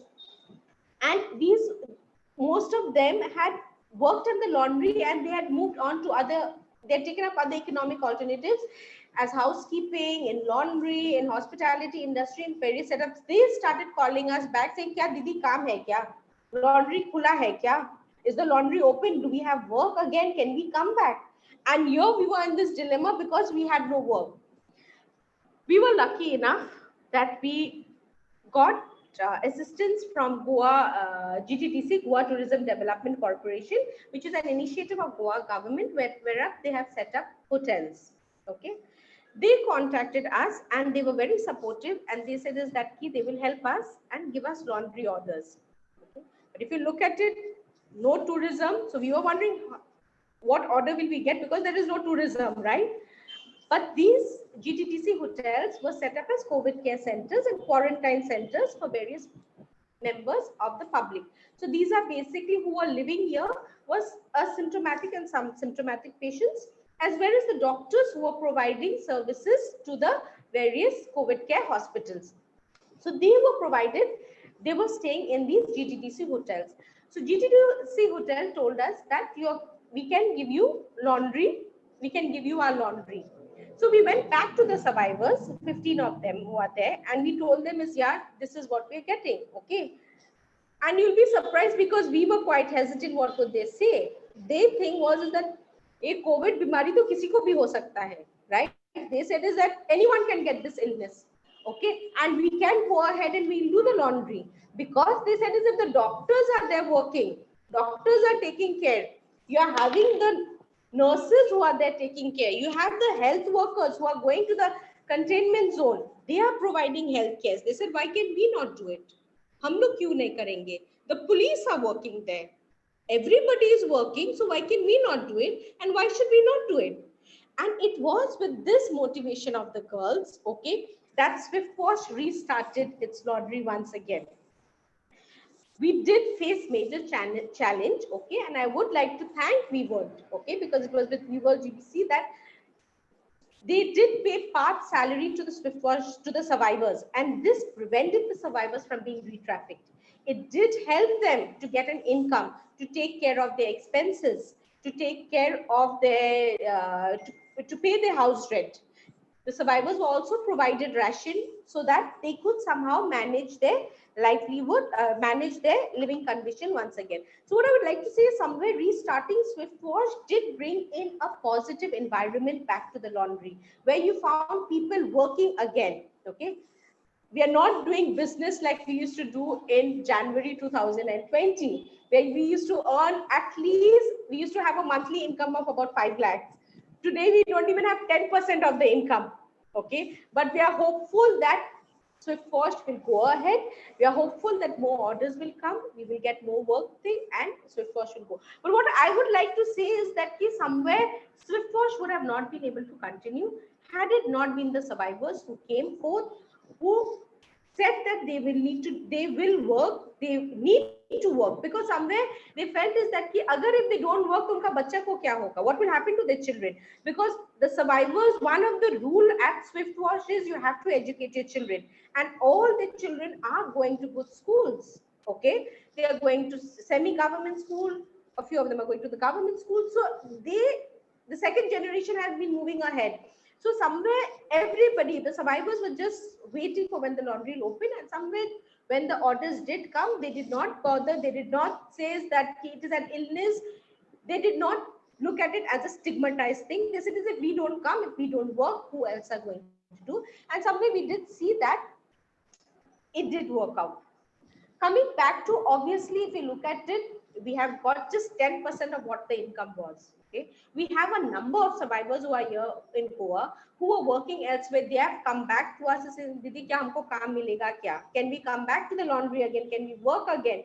Can we get an economic alternative? Can we get a job once again?" So here we are saying is that somewhere if you see there is a need, we're just 10% we are earning right now. So we need to work more to see how an alternative is provided to the others.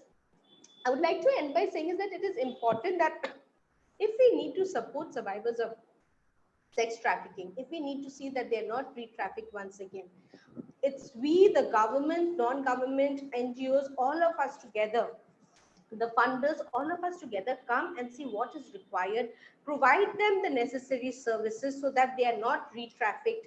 The children are not left into a vulnerable situation again. The children are not sex trafficked once again. So we need to see how all of us together get back, and next picture please, get back and provide the necessary support to the survivors of sex trafficking. Yes, next. Thank you so much. I'm open for questions if there is any. Okay, thank you very much, Juliana. It was, you have been extremely clear in a topic that sounds a little bit different from the previous one, because we focus mainly in the community and then education.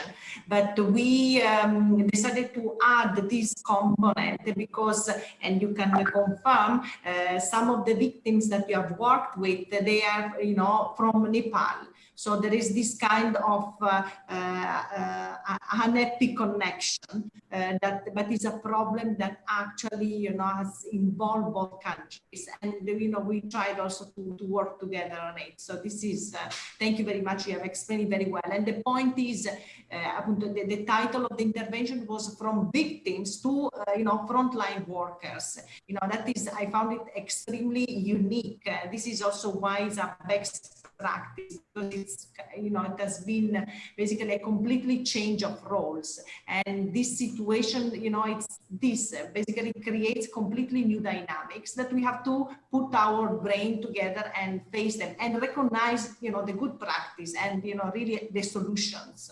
So thank you once more.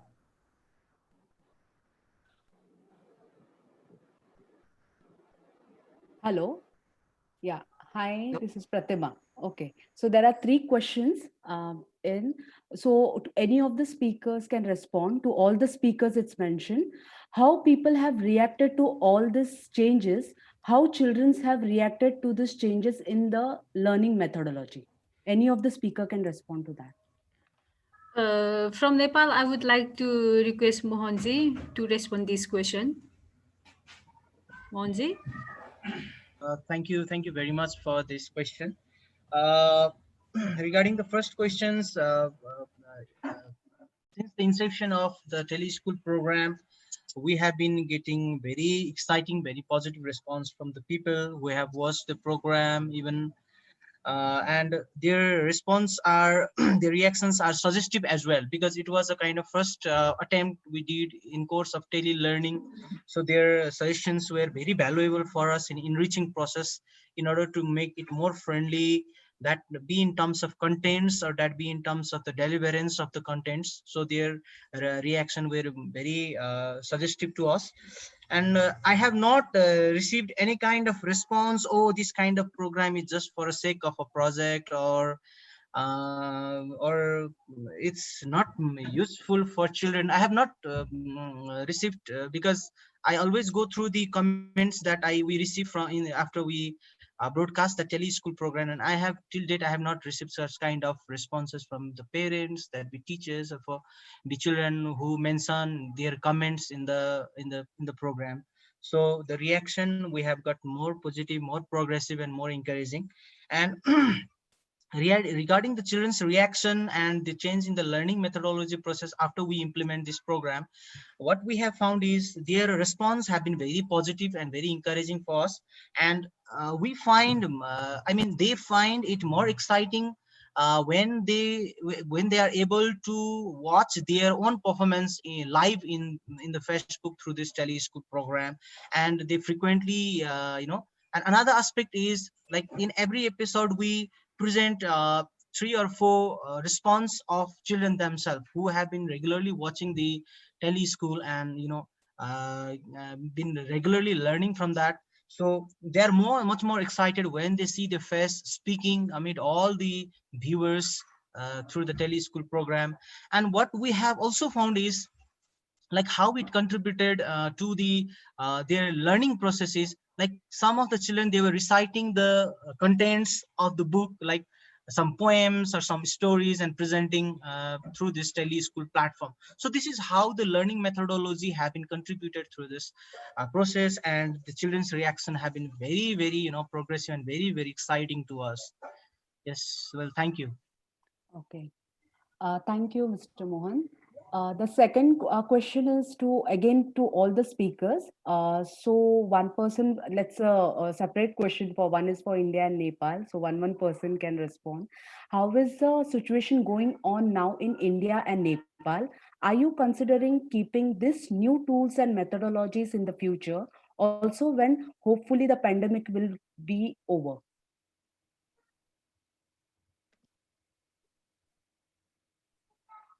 Thank you very much, Pratima ji. Probably from Nepal, shall I respond?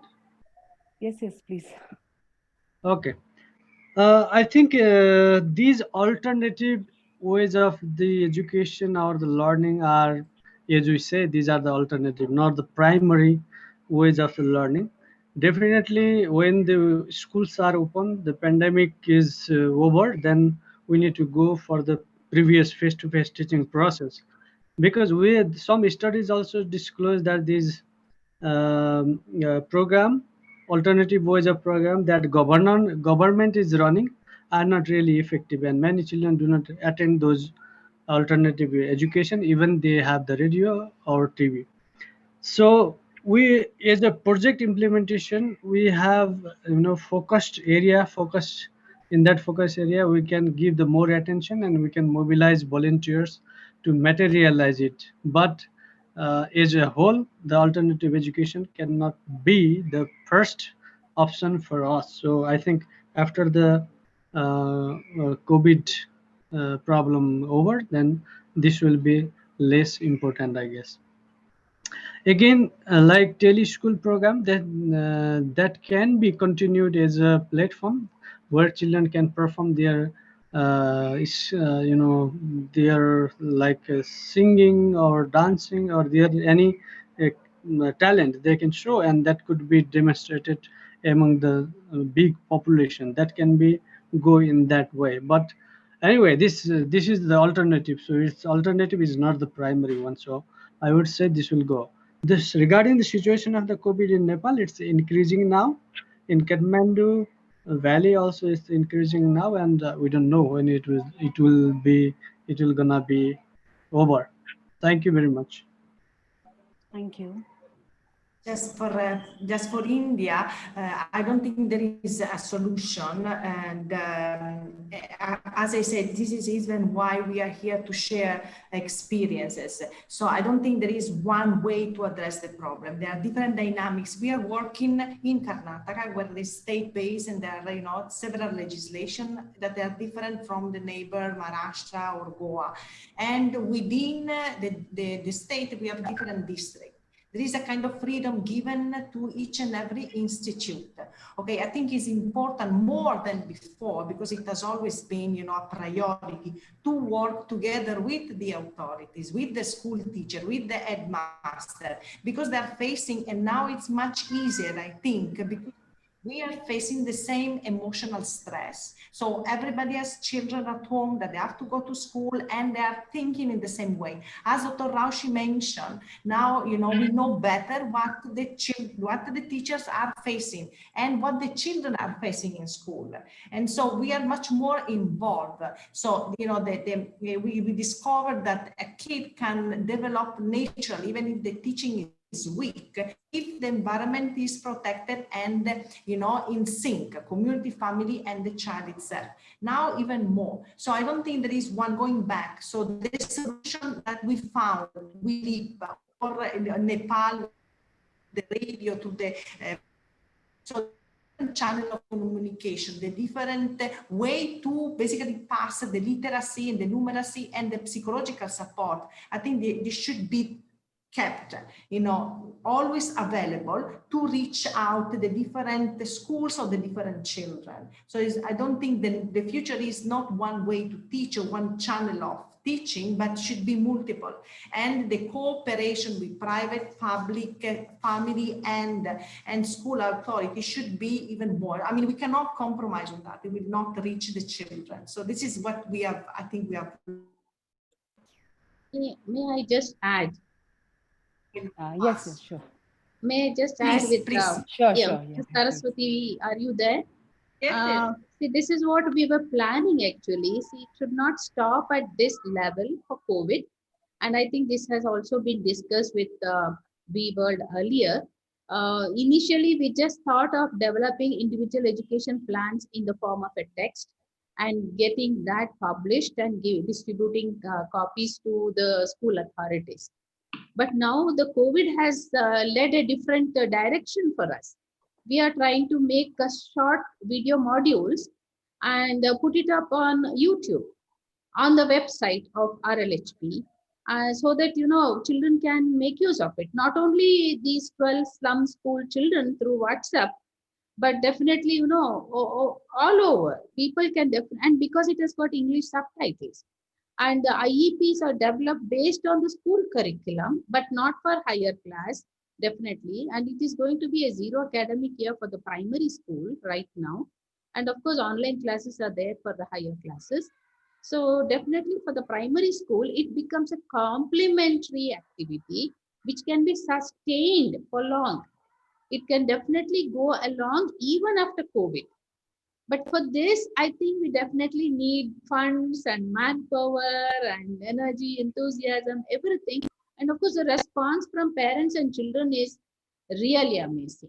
So that should motivate us to continue our idea of developing video modules and putting it up on the website so that children can learn the curricular concepts in a fun and joyful way. So I think this becomes a complementary and not, of course, the main. Okay, thank you, Dr. Rao. Yeah, so next question is for Juliana. She's already responded on the chat. The oath is very inspiring. We can also replicate here in Nepal. What were your experience regarding the practice and the impact of the oath among the beneficiary? So Juliana has already responded. Juliana, would you like to say it?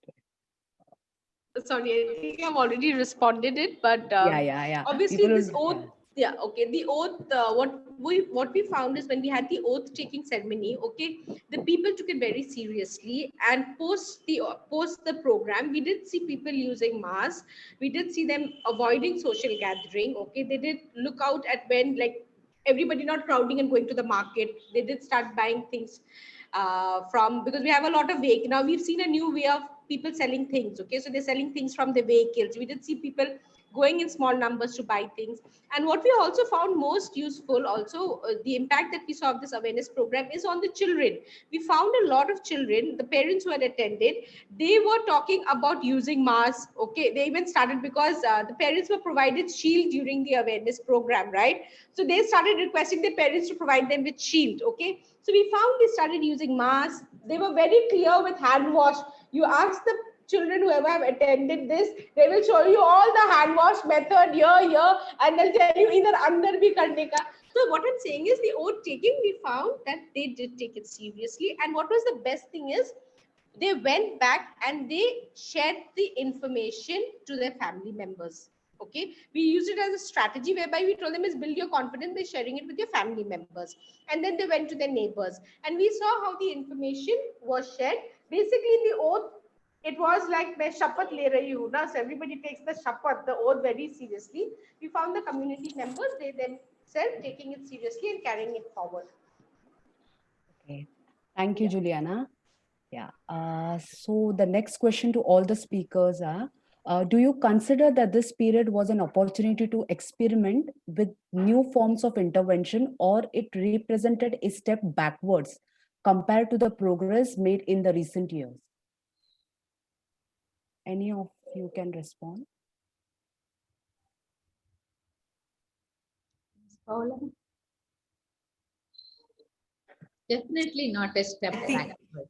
Yeah, exactly. I think the criteria how you evaluate, they should change once more, because if we start comparing, okay, which is the level of numeracy and literacy, no, okay, you suspend the regular classes for 3 months, you will have an impact. I think there is the negative impact that we were trying to address first is basically to ensure that the kids, they are at the center and not going back in malnutrition, child labor, and child marriage. So in fact, we started to address the education, because we know that the only indicator of child labor is dropout. Okay, we still have to rely to these old indicators since the beginning of times, because we don't have anything else. So we ensure that kids are connected, okay, priority. This is the evil that we were trying to fight. In the learning and development process, as we could hear from different experiences, it's, the kids, they are just learning how to cope with a new challenge. This is a new way, and they know time, they just, they're so receptive. So they just adapt, as long as there is basically the care around and they perceive that they're not left by their own. Dr. Rai, if you want to add something on that. Yeah, I just want to add, that's a very good question. I thought, to let out our thoughts on this. I'm not trying to condemn the school system, but the school system is like, one size fits for all, because the curriculum is like that. They can't help it. The curriculum is quite, suitable for the entire state or country, as I told you earlier. So, but that one size fits for all does not work many times. And education versus learning, that's what I think we need to think about now. Are the children being educated? Are they students? Or are the children learning? Are they learners? So I think the difference between getting educated or getting education, rather, education versus learning. I think that's what should give us more thoughts on how do we promote this kind of joyful learning for children instead of fixing them into a kind of a curriculum. So I think this is an eye opener right now, and I'm not sure if this can be carried forward in this way in the future for all the children, but at least some tips can be taken by teachers and parents, and see that they become flexible with children instead of holding a very rigid curriculum. So I'm sure children learn. They become learners instead of just being taught as students. So they should never be just taught. They should enjoy that learning phase. I think this is definitely an eye opener, and we should look at it positively. Okay. Thank you, Dr. Rao. Thank you, Paula. So the next question is again to everyone, to all the speakers. How have the government of both Nepal and India been receptive to the NGOs program in the wake of COVID? Have they been supportive, or is the space for NGOs to work in shrinking? Yeah, Mrs. Saraswati.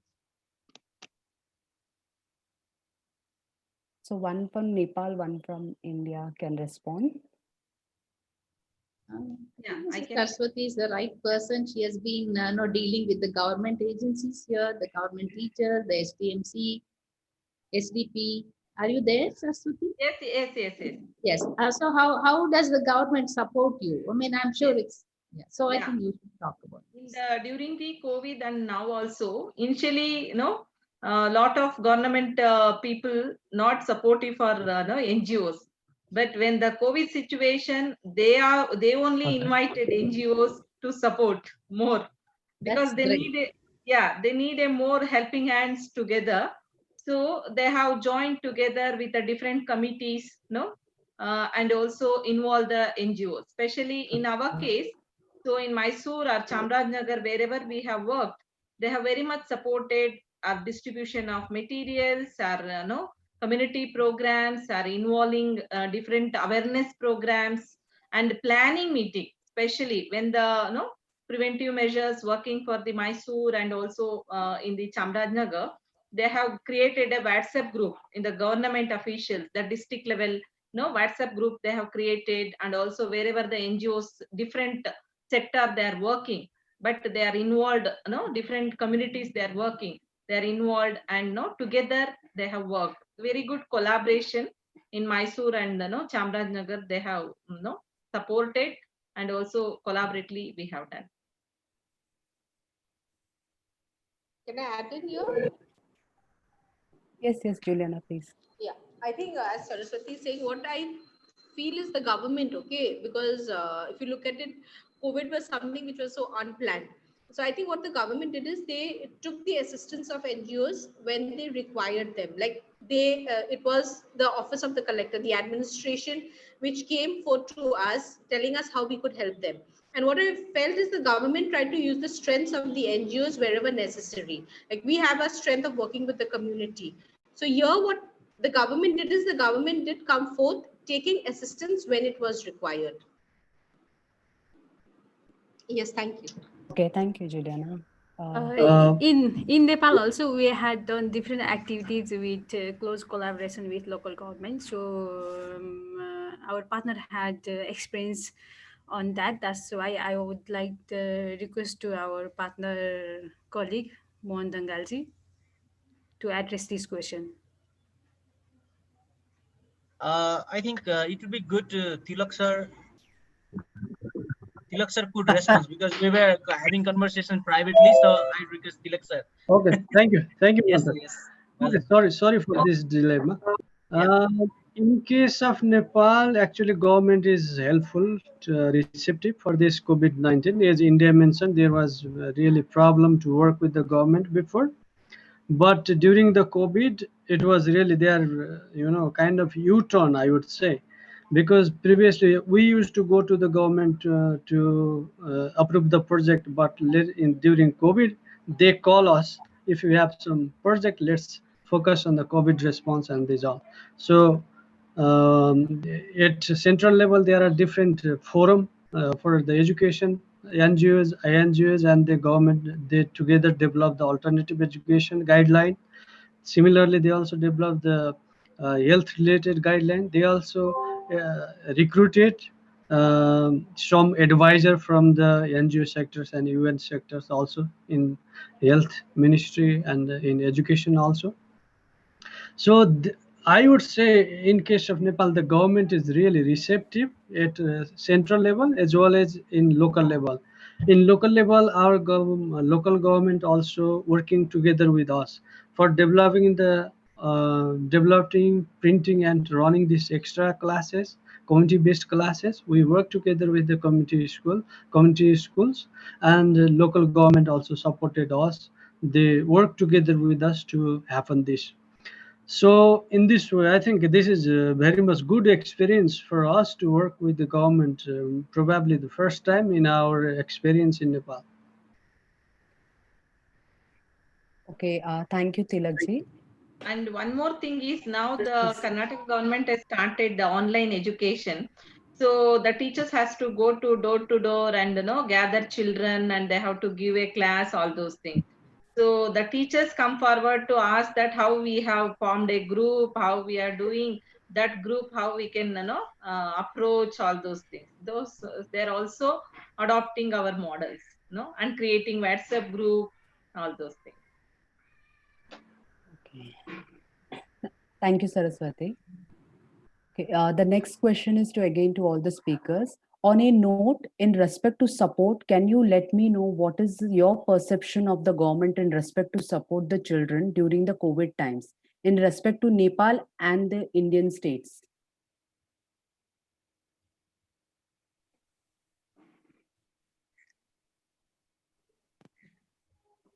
So I think. sorry. Sorry. I think we already responded to this question. I think this is the similar with the previous question. Okay. Is there any? Yeah, there's a last question now. No, just one component. No, so regarding the question is very specific. It's not similar to the other one. I perceive that actually that is happening across the world, I would say. So, everybody is concerned about the education, as Dr. Raushi clearly, explain the difference. Everybody's talking about the education system, how we can solve the problem. Nobody talks about, the challenges of the development of the child. That is completely different, okay? So I don't think none of the governments, starting from mine, has addressed the challenges of the development of the child, considering the social component, considering the psychological stress that they're going through, and to rebuild the school around. Everybody's talking how we go back to the system before. No, it should not, And so the government, of course, they're thinking how we can go back. The initiative of Karnataka that I really hope, and they have copied from Kerala, is to push the teacher towards the child. This is a solution that we try as much as we can to accompany, because now should be, the teacher should go towards the child to see, not bringing or hoping that the child comes back to school, because, the parents are not trusting and everything. So I would say the government has addressed the education system problem like any other administration department. They're addressing the problem of the child is facing this generation that I think nobody has addressed. We have to absolutely push for that. I hope this is one of the forums where we start talking about, a child-centered approach that we cannot compromise, that is outside the school. So this is, I think, the questions are different. And I said, so no, none of the government, according to my little experience, has actually addressed the problem of the child out of school in this development pattern.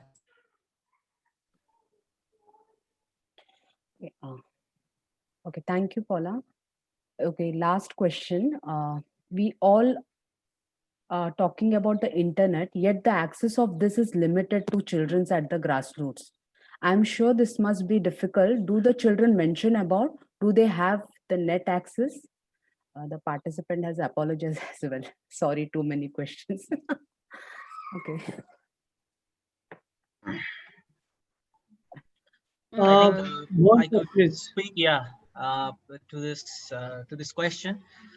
Very sure, and I totally agree with this question that we frequently get such kind of response from children and even parents, like we do not have such kind of access to internet and all those things. So that's for that. As an alternative to this alternative, and we're talking about the tele school as an alternative, and as an alternative we have taken radio as another means of delivering our contents that we deliver through teleschool.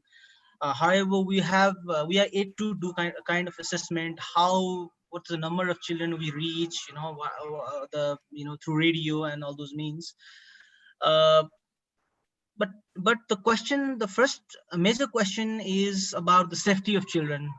So we don't have I mean, if internet could be the main one uh, alternative uh, in this scenario.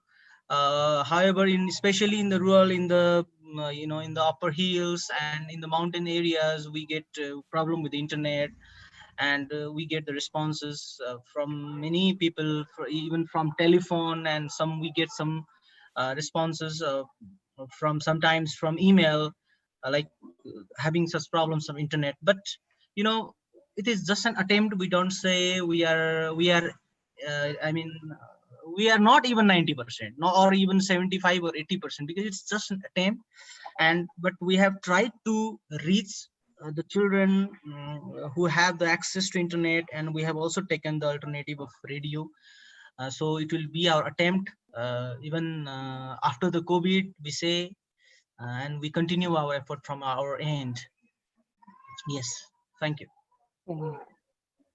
Thank you, Mohanji. Yeah. Thanks to everyone. Thank you. You wanted to say something about internet? Yeah. If you want to add something, I think should I Saraswati repeat? wanted to say something. Yeah. What I understand from her is, the net access is not given to children but to parents. So maybe she can elaborate on that. So that way it is safe. Yeah. The accessibility of the internet is okay. Few children, few families are not getting internet connection, but recharging is very challenging. That was the problem they have faced. But internet accessibility in Mysore is okay, but Chamarajanagar little bit difficult to access the internet connection. The question was whether children can be given this access and how safe and all that. No. Children were given access. It was the parents who had the mobiles and they were given access to it. Yes. The children are very no elder children they are getting, but we are working with the for the above first standard to fifth standard or seventh standard. The children are not accessing the community leaders, parents, and SDMC members had the access, and children were just shown on the mobile that these are the activities that you need to do. They were not given access. Thank you, Dr. Rao. Thank you, Saraswati.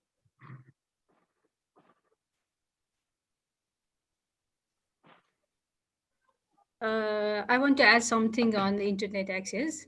For sure, in Nepal, all children do not have the access of internet. So our project started on community classes in Kabre district. For that one, we already distributed self-learning material to all the children of rural municipality of Kabre Pulansok district. And for that one, we are not using any internet access. Just we are mobilizing volunteers to help to support learning of the children in Nepal. Thank you. Thank you.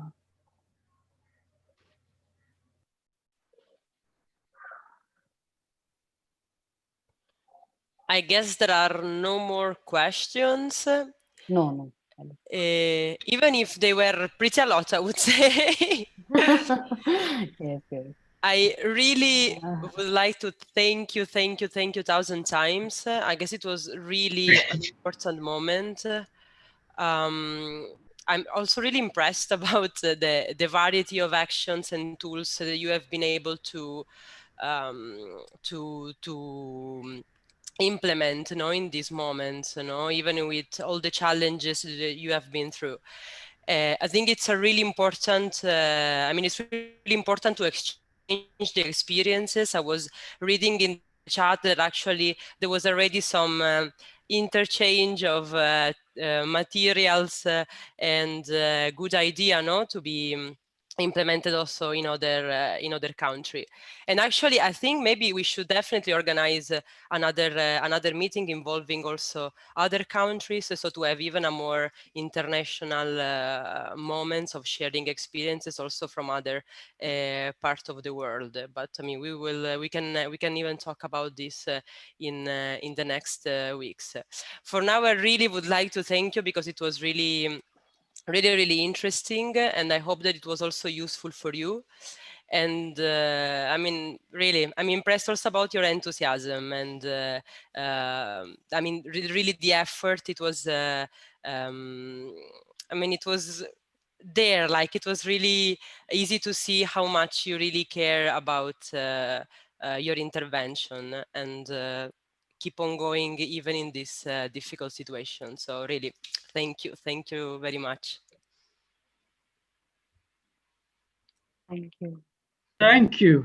Thank you. Thank you. Pleasure being Thank here. you. Thank you. Bye-bye. Then wait, just for 1 second, just the last two things, please. We would like, if you don't mind, to take kind of a picture, like if we were all together in a physical place. And then I would like also to remind you, if you can leave in the chat your email, so we can forward you the presentation and also the link to the questionnaires about your perception about this webinar, and eventually any comment that you might have about future webinars. So please, before leaving, just 1 second, I guess Marina will help us in dealing now with the picture and leave the emails. Thanks.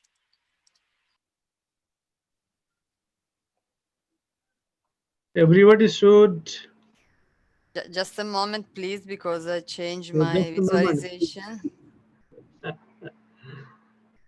Just a moment, we need to open our camera. Stop the what this slide share. Yes, Yes. just Yeah, stop the slides. Yeah. Yeah. Great. Mohan Sarwa.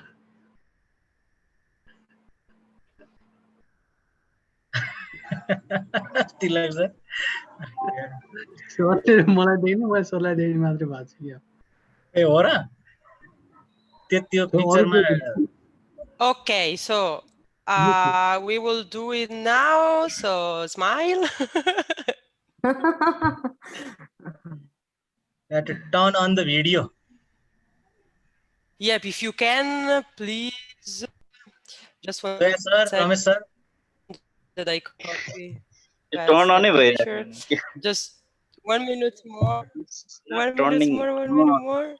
ठिक छ भइरहेछ दोया sir